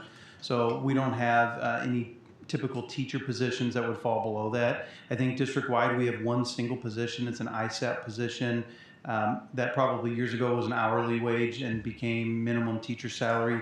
That one position, which is currently vacant, if we were to keep that, that would be one position that could be impacted if we chose to participate in this, but that's it for our district. The second piece about how long, it's only guaranteed for 1 year. After that, that's what I read. You know, rolling the dice on whether or not that's going to continue to be funded. And I think across the state, that's one question a lot of districts have is, if we make some movement now based on these funds and then they're not available in the future, what will that look like for the school districts? Some who are significantly below that threshold and have a lot of movement to do, but for us, very little effect. Thank you. And then Lisa, the PEERS and PSRS. PEERS is our support staff retirement system. PSRS is certified staff. There's part of that piece of that law is the change in number of hours that we can work once we retire. I'm a retired teacher. Yes, so currently retirees are limited to 550 hours or half of the salary that the full-time position that they're subbing in. And this law would eliminate that through June 30th of 2025, and that the hours and the salary that you would earn as a substitute would not count towards your retirement. So kind of opens that up and allows those retired teachers to come back and do some subbing for the district, which would be helpful. Which would be awesome, yes. But what about PEERS? Does it affect our support staff retirement? I didn't read that specifically in the information that I read. Thank you. But we'll look into that. Yeah, there's some other changes in the bill that would limit, it would reduce the amount of hours required for individuals to get a substitute teaching certificate. Currently at 60 hours, it would reduce that to 36 college hours. It does require that or the 20 hours of training that DESE has offered as an alternative route to substitute certification. Does require that applicants have a high school diploma or equivalent. Also puts in some stipulations that the certificate is only valid for 4 years if the substitute works 5 days per calendar year. So it encourages them to continue subbing so that their certificate stays active. Allows a substitute to get one background check, that those results can be shared amongst 5 districts instead of just one. So that's a cost savings for those people interested in being a substitute. So, and then also requires them to be 20 years of age or older if they want to work in our 9 through 12, our high schools. So there are some good things about the bill that I think would open up the pool of candidates for substitutes, which we know is necessary. We have a lot of no-fills and we're struggling to find substitute teachers. So does that also expire in 2025? Just the retired teachers being allowed to sub and not affect their retirement. That is the only expiration date that I saw of June 30th of 2025. And for those who don't understand, if we work more than 550 hours, we could get penalized with our retirement. So you'll see teachers that'll stop subbing April 1st because they have their hours in and they don't want to get in trouble with any, well, of course, affect their retirement. But that's going to be, if Governor Parson signs it, suspended until 2025. Thank you for that clarification.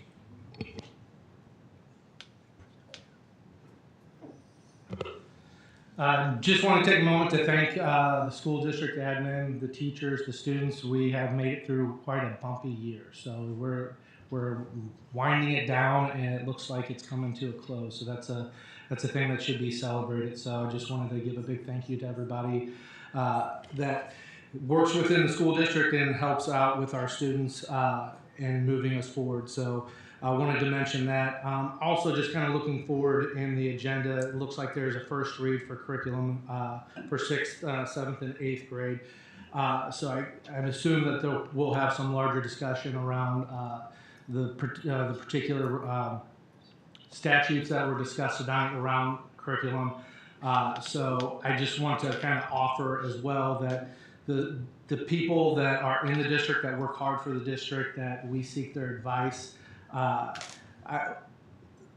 think that the board values that advice in large. So I just want to throw that out there. I also want to throw out there that obviously in discussion with some of the topics tonight were kind of new and fresh. So I just wanted to throw out there that I think that there has been an acknowledgement that there is issues within the district, meaning that there are gaps and there are underserved students within the district. So we know that there's a problem.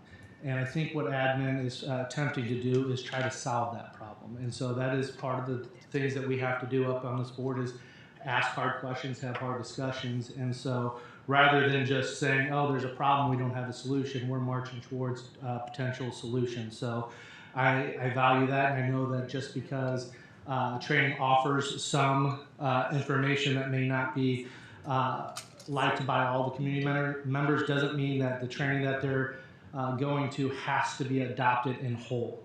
And so I just wanted to throw that out there and thank the people that are actually working towards that in the district as well, and acknowledge that they're valued. And I wanted to throw out there as well that I did attend some events at Sager. They had their band and jazz, and it was a concert, I should say, and it was something pretty interesting to see. It was very exciting to see that they only met a couple times to practice, and they were actually able to pull off a full concert. So that was pretty cool to see. And then I was able to join the Francis South Central's pep rally. So that was really exciting to see because that was a lot of fun, just observing it, having fun. So a lot of good things that are happening in the district and a lot of hard work that's being done. So I just wanted to throw that out there.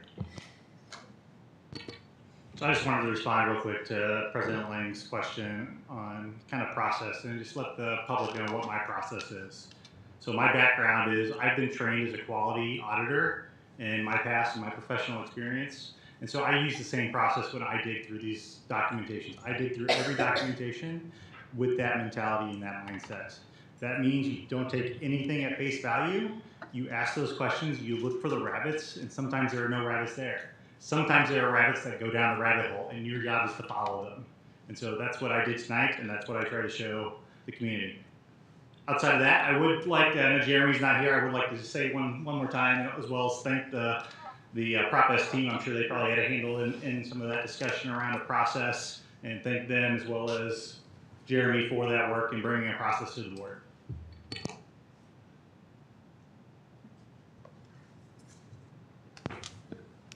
Okay, I'm going to throw this over to Dr. Rompus for a quick, do you want to talk about the survey that's out there? Thank you, President Lang. Just wanted to remind everyone, if you didn't see it in your email yesterday, that we encourage you to check that we released a stakeholder community survey that was sent out. It was sent to all of our parents and guardians within the district, as well as all of our residents and patrons who are registered that subscribe to our e-news regular updates. If you're not subscribed to that, you can reach out to communications and they'll be able to help you through the website. The purpose of the survey is really to get your thoughts on 3 different things. 1, what are we doing well and what do we need to improve? What skills and experiences do our students need to be successful when they leave Francis Howell for their next steps, whether career, college, military? And then last, how can we better engage you as community members and stakeholders in the work of the district?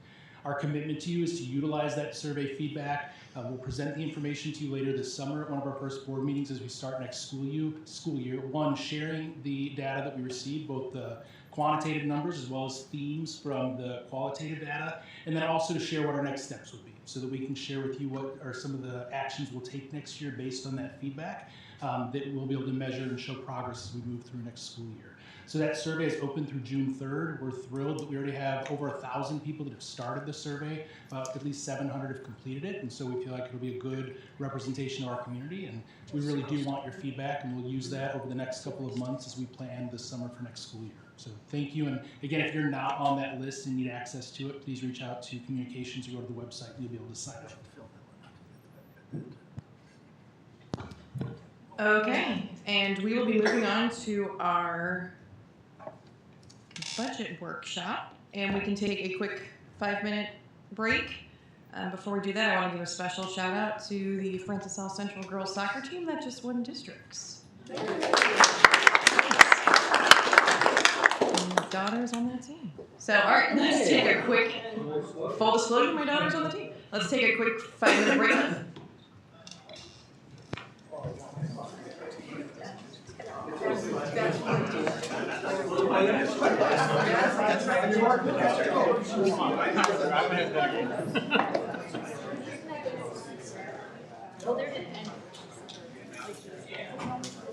Well, they're doing a work session.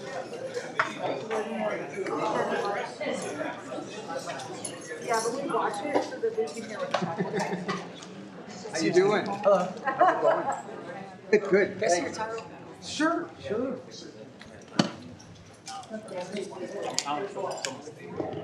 Just so I know.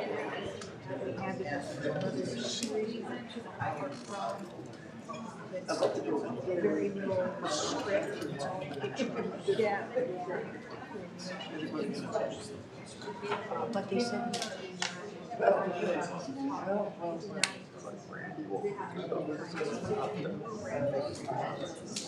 It's inside the document. It's just they don't talk publicly. It's just email. It's on the Word docs.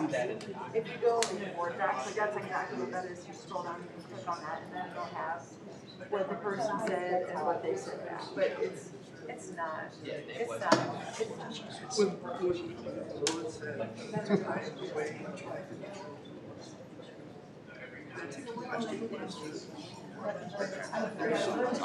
Somebody read that.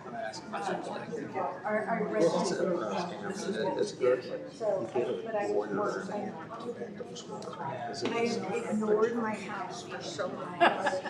Yeah. Okay. So I've been trying to get like because the pools opening next week, and I've got to get like the stuff that's like under the deck and around the pool and stuff. So when they open the pool, it doesn't all end up in the pool. It's a mess. It's really a mess. Yeah. But we don't know. We'll find out.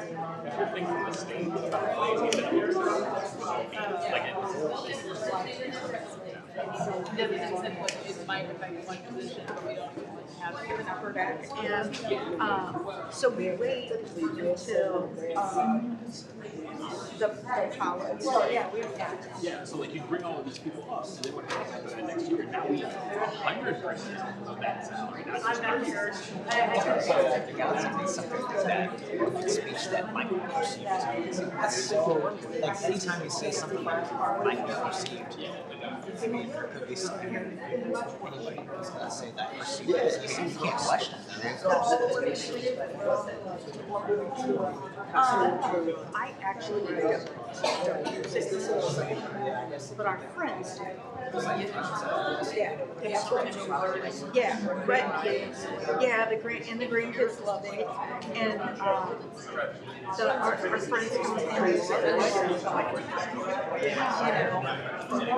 our salaries are like $49.50. Look over there, they fixed it. It's like what I talked about earlier. It's like they put something out there. It's really not the true story, but they put it out there. Everybody gets distracted, and then we don't have to go. Long time no see. I know. I was they need to move our committee off this week. Oh my. Like you don't get to see home. It's more hours than people think. Yes. You know, they think you come to a meeting 3 hours.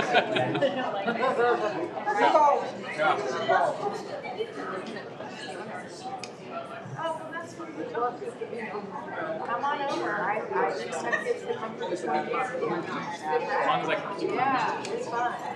Kids.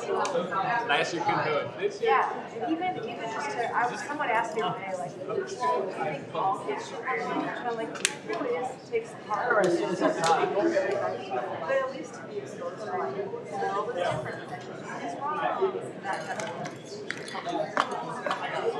Exactly. Like there's really no word. I'd like to go again with this. It's actually majority more. Yeah. So I start my day more. I'm really trying to go for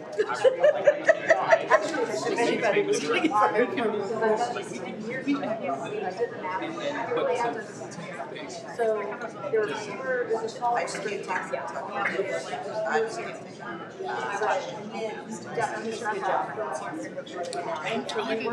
I've been looking for you. I see where you were, girl. I've been back there in the corner trying not to get fired from my facial expressions. I said I'm one of the hires they're talking about. It's fine for me. My eyes went red. I know. I go, look at Gary, he's filming us. Yeah. Because I was like, he's going to say something stupid. And as soon as I started filming, he said something stupid. I know, I was like, so I've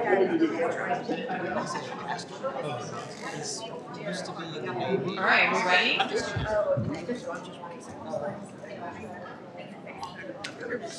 Thank you, Board. Tonight we're going to take an overview look at the fiscal year 23 budget that will come for first reading on June 2nd and approval on June 16th. I want to begin by first taking a look at how I project we'll end this fiscal year. The column on the left shows our revised budget as was approved by the board in November, and at that time we were projecting about a $700,000 deficit in the operating funds, transferring money to capital projects, and we'd end up with about an 11% fund balance. I'm forecasting that our revenue is going to come in almost $7 million above budget.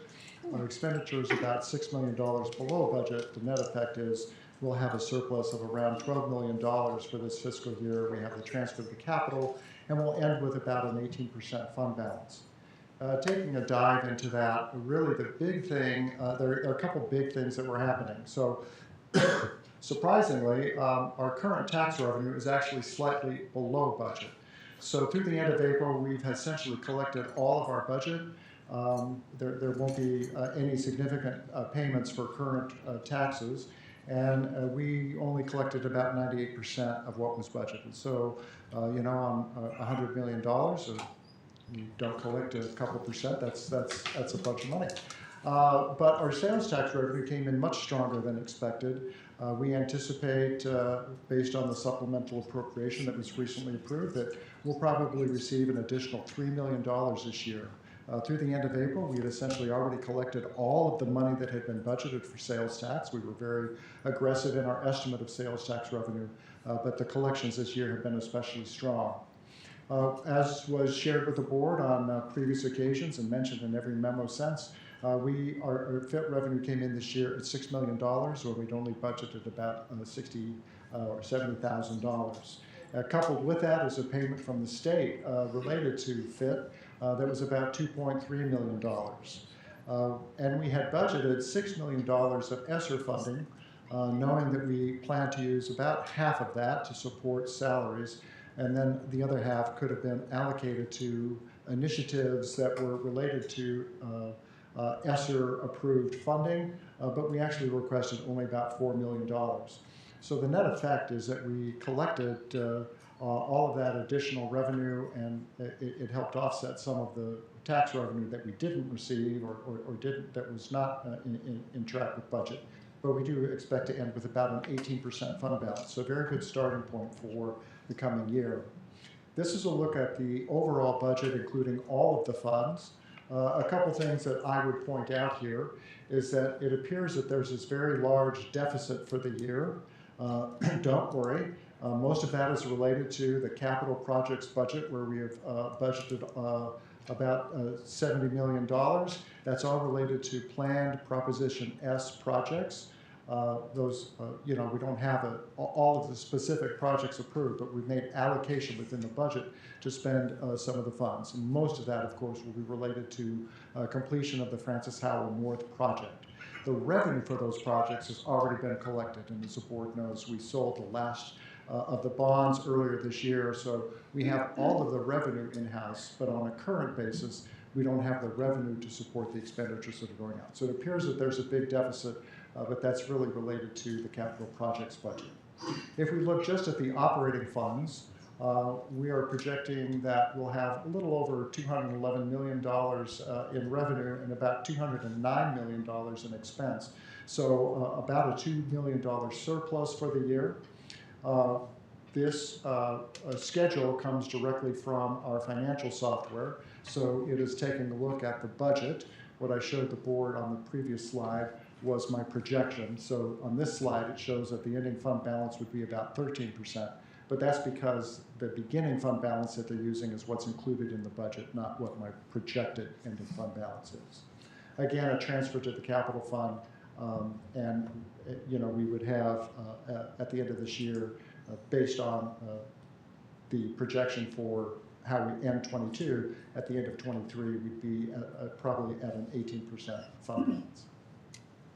So operating funds, again, the current taxes revenue was less. We got more sales tax revenue. The financial institution tax for next year is going to be, we're going to budget $1.7 million. We aren't going to budget $6 million. I'm also not going to budget $70,000.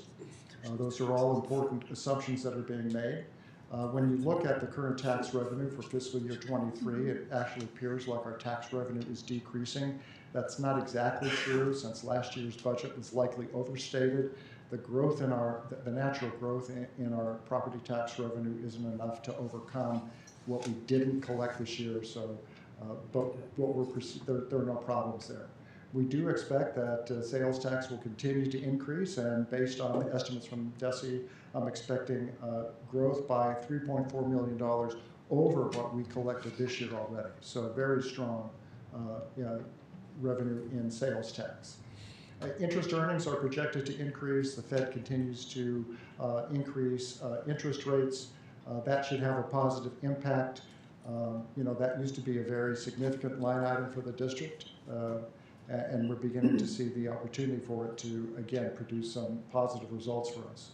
Our state revenue is relatively flat. I haven't budgeted any FIT revenue from the state. We only had that last year. This year was the first year that any of that revenue came through. I just don't have any way to reasonably gauge if we would be eligible for that again. The state General Assembly did appropriate $214 million to fully fund the transportation categorical. So I think that our share of that will be about $2.9 million. So that's been included in the budget. Important to note that the General Assembly was very clear in approving that this year, that it would be incumbent on districts to consider that to be one-time money, not a recurring revenue source. So it's included in the budget for fiscal year 23, but I have to be mindful that that wouldn't be necessarily something that would continue forward to future years, because it is dependent upon appropriation by the General Assembly. On federal revenue, we are again including $6 million in revenue from the ESSER funds. We have $8.6 million in ESSER 3 revenue that's still available to us that we have not tapped yet.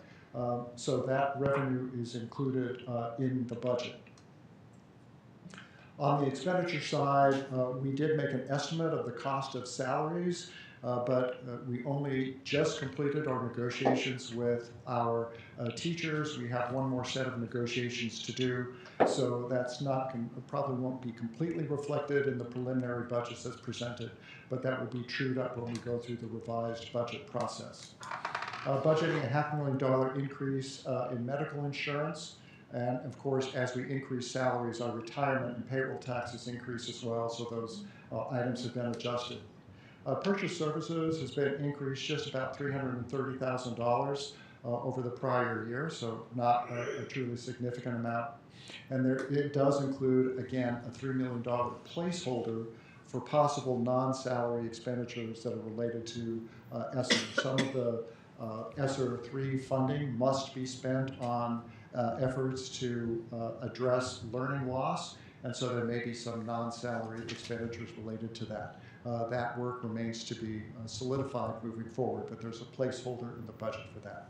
Supplies increasing about $800,000.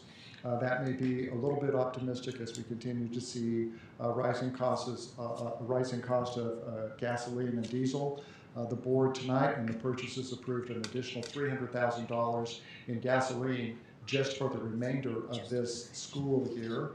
So that's a very significant impact on our budget moving forward. We tried to anticipate increases in that area, as well as increases in natural gas, which has also seen some significant spike hikes recently, and I hope that we'll be close to being on target with that.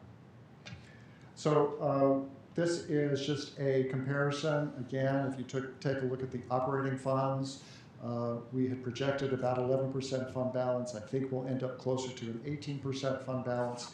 And if that plays through for next year and everything plays out the way that we have it planned, we should end next year a little over 15%. So we are keeping within the board's fund balance policy based on the parameters in the budget document. In the debt service fund, I just want to touch on that briefly. We are not collecting next year on a current basis revenue sufficient to meet the principal and interest payments, but we do have 1-year principal and interest payments held in reserve, which is the standard that the state auditor allows. So it doesn't pose any problem. We will be able to meet all of our debt principal and interest payments.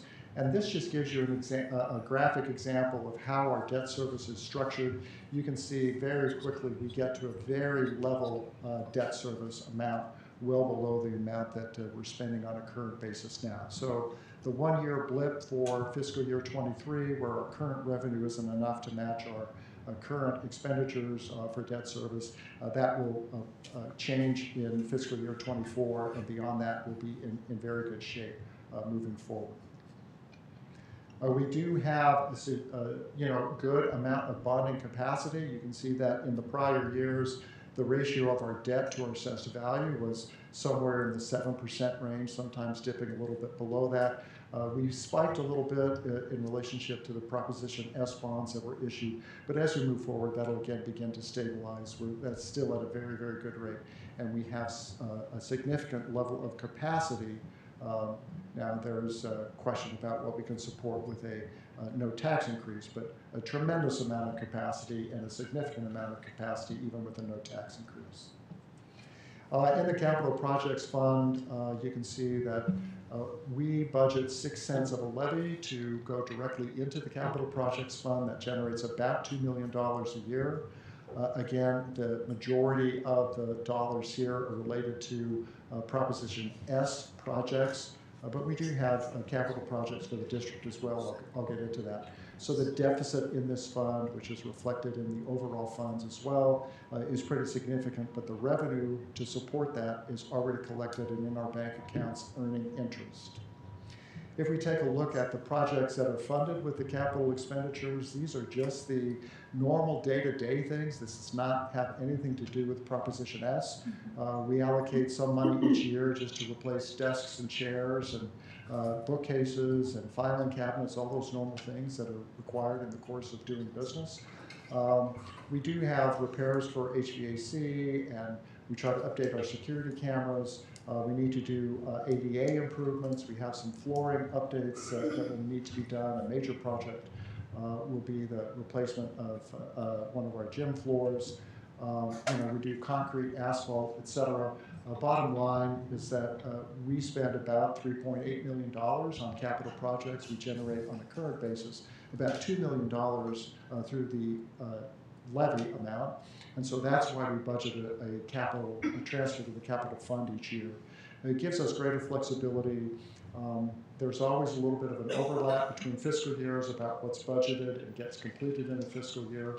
And so being able to transfer over only the amount necessary to keep the fund in balance provides the greatest flexibility. If we were to levy a greater amount into the capital projects fund, it has to remain in the capital projects fund. So the transfer is the most efficient way to ensure that we're efficient with how we use our resources.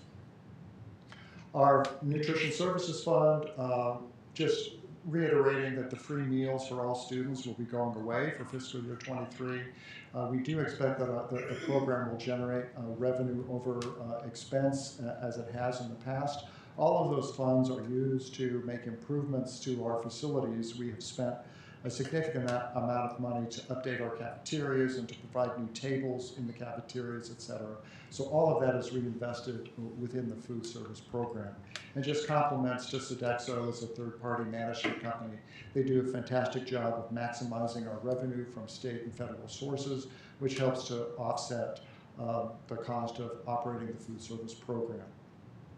Our Facility Uses Fund is essentially going to be break even next year. I expect it will actually produce a surplus.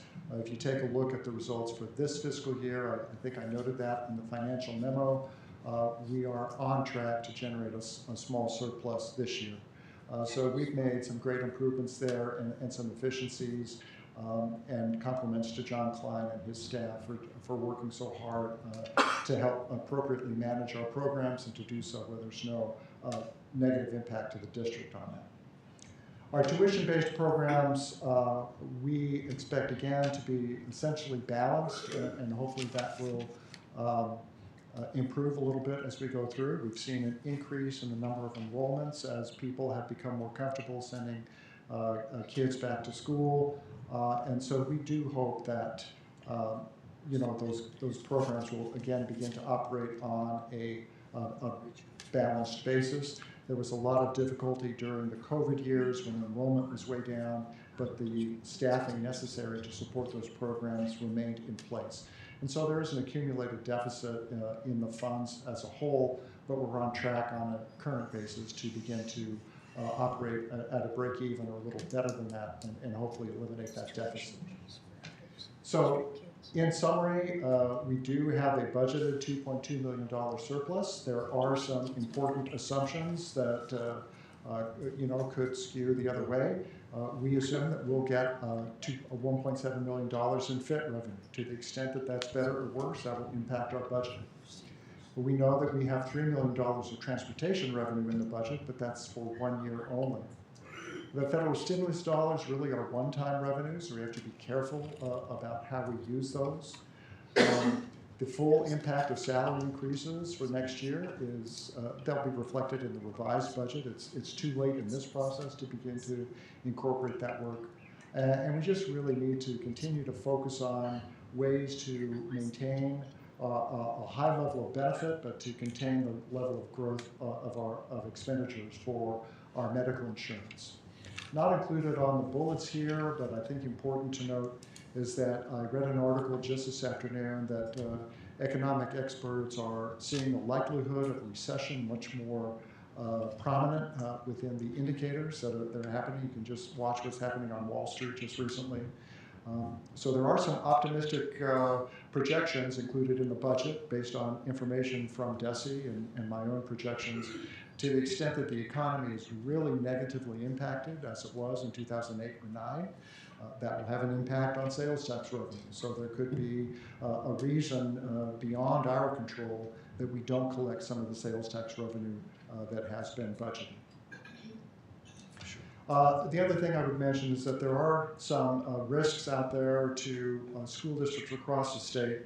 One would be the limit on the amount of property tax that is collected, essentially eliminating taxes on personal property. If fully implemented for Francis Howell, that's a $20 million loss of revenue. We have had conversations with legislators encouraging them to look for ways to find an alternative source to generate essentially the same amount of revenue without having a tax on personal property. But that would be something that we'd have to watch in the future. The other is attempts that have been, or legislation has been proposed to put an artificial cap on reassessment growth. So even though the normal process of the transactions in a school district like Francis Howell would indicate that the values of homes have increased by 10 or 12%, that you would place some kind of an artificial cap so that the assessor could never place a greater value on a home than whatever was limited by that artificial cap. I don't think that that's a good way to approach it. Property that's appropriately assessed helps to maintain a strong school system and support other public services. And because the Hancock Amendment already limits the amount of revenue that we can collect on growth from reassessment, placing an artificial cap is just a further a lessening of the ability of school districts to operate themselves efficiently and provide the resources to support a great education. The greatest impact, because Hancock affects the operating funds, the greatest impact would actually be on the debt service fund, because it's not subject to the same limitations of Hancock. And so it is something to watch to the extent that school districts like Francis Howell would like to continue to improve their physical plant. Limiting the amount of growth that would go into the debt service fund would make it very difficult to continue to function the way we have. And then I would just say that while none of us enjoys paying taxes, they do serve an important purpose to support services across the state, including K-12 education. Further efforts to reduce income tax would limit the state's ability to generate general revenue. Income taxes are responsible for somewhere around 70% of the state's general revenue. To the extent that you limit the growth of that, you limit the ability to grow a major revenue source for the state. And while things are rosy today because of federal money that has come into the state, that's not always going to be the case. And once you take away the ability to tax, it's very difficult within the state of Missouri because of Hancock to bring that back. Many years ago, some of you are too young to remember that, but many years ago when the state found itself in a similar situation, we would get a tax refund every year from the state. You'd get a check for $500 or $1,000 because the state had collected more money than they needed to operate. They kept their income tax rates at the same level, but they refunded that to the taxpayers. That was a mechanism that worked very well because you could adjust it year by year based on what actually happened. Once you take away the ability to tax, you permanently limited your ability to generate revenue. And so when things have a downturn, it has a very significant and very quick impact on the state. We saw that happen in 2008 and 2009, and I would just be hesitant about encouraging further efforts to reduce income taxes. There are other ways to redistribute funds to the public if the state, in fact, has generated more revenue than they need to operate their programs. Mrs. Lang, I did my best. I'll be happy to answer any questions. Board, any questions, comments? Remember, we have a first reading on June 2nd before our final approval on June 16th. Thanks, Kevin. I was just wondering if you could give a quick little background on the FIT tax and just the variability year from year, just to make sure everybody understands in the community. The financial institutions tax is a tax that is assessed against banks, savings and loans, other institutions like that that are housed within the boundaries of a particular entity like a school district. Unfortunately, because it is a tax, the way that it's structured, the state of Missouri cannot release to the school district the methodology or the entities or the reason why that revenue was generated. So every year we just wait until we get a check and then we figure out what our revenue is going to be. I've provided previously in the memos some charts that show how that has increased. You know, we used to get about $70,000 a year, somewhere in that neighborhood, and suddenly it shot up to $2.6 million, and then $2.1 million, and dropped to 1.7, and then down to $70,000 again, and this year we got $6.5 million. No way to predict that. The hope would be that whatever the economic indicators are that were causing the banks and savings and loans to be profitable and to pay that tax, those factors will continue to some level on a go-forward basis, and at least for the short term, we continue to receive that revenue. But I don't really have any way, and despite my best efforts, have not been able to get any information. A colleague of mine actually shared that the state is statutorily prohibited from disclosing how that is calculated, and so it's just a hope and a hope and a prayer.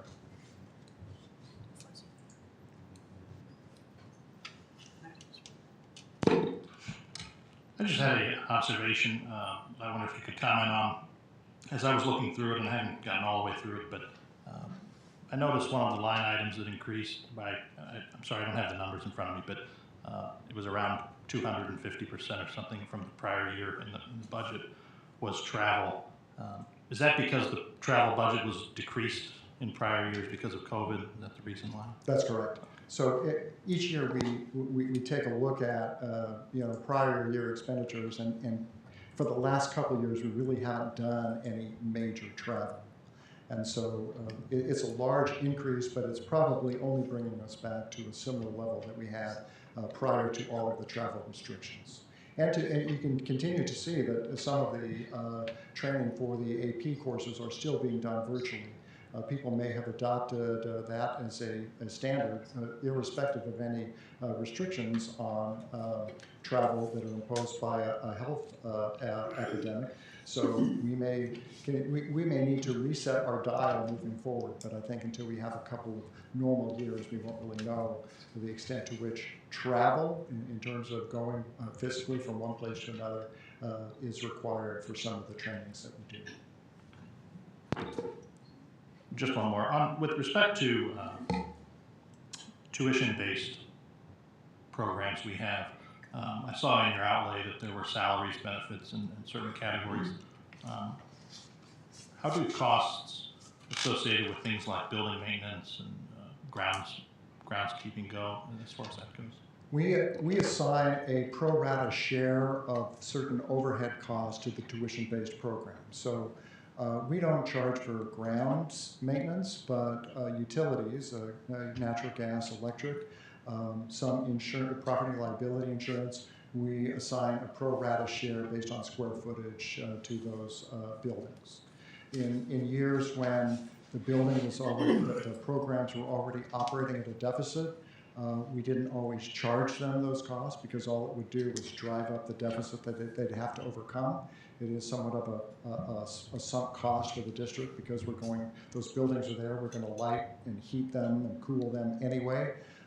But in years when they'll produce, so this year's budget that's essentially balanced, they will pay a pro rata share of some general operating costs.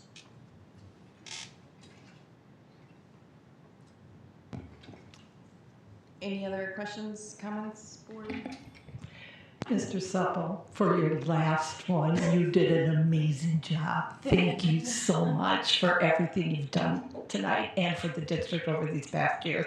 It is really appreciated. It's my pleasure. Anything else, board? Okay.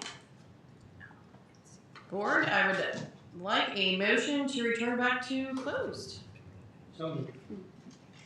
Second. We have Doug and Janet.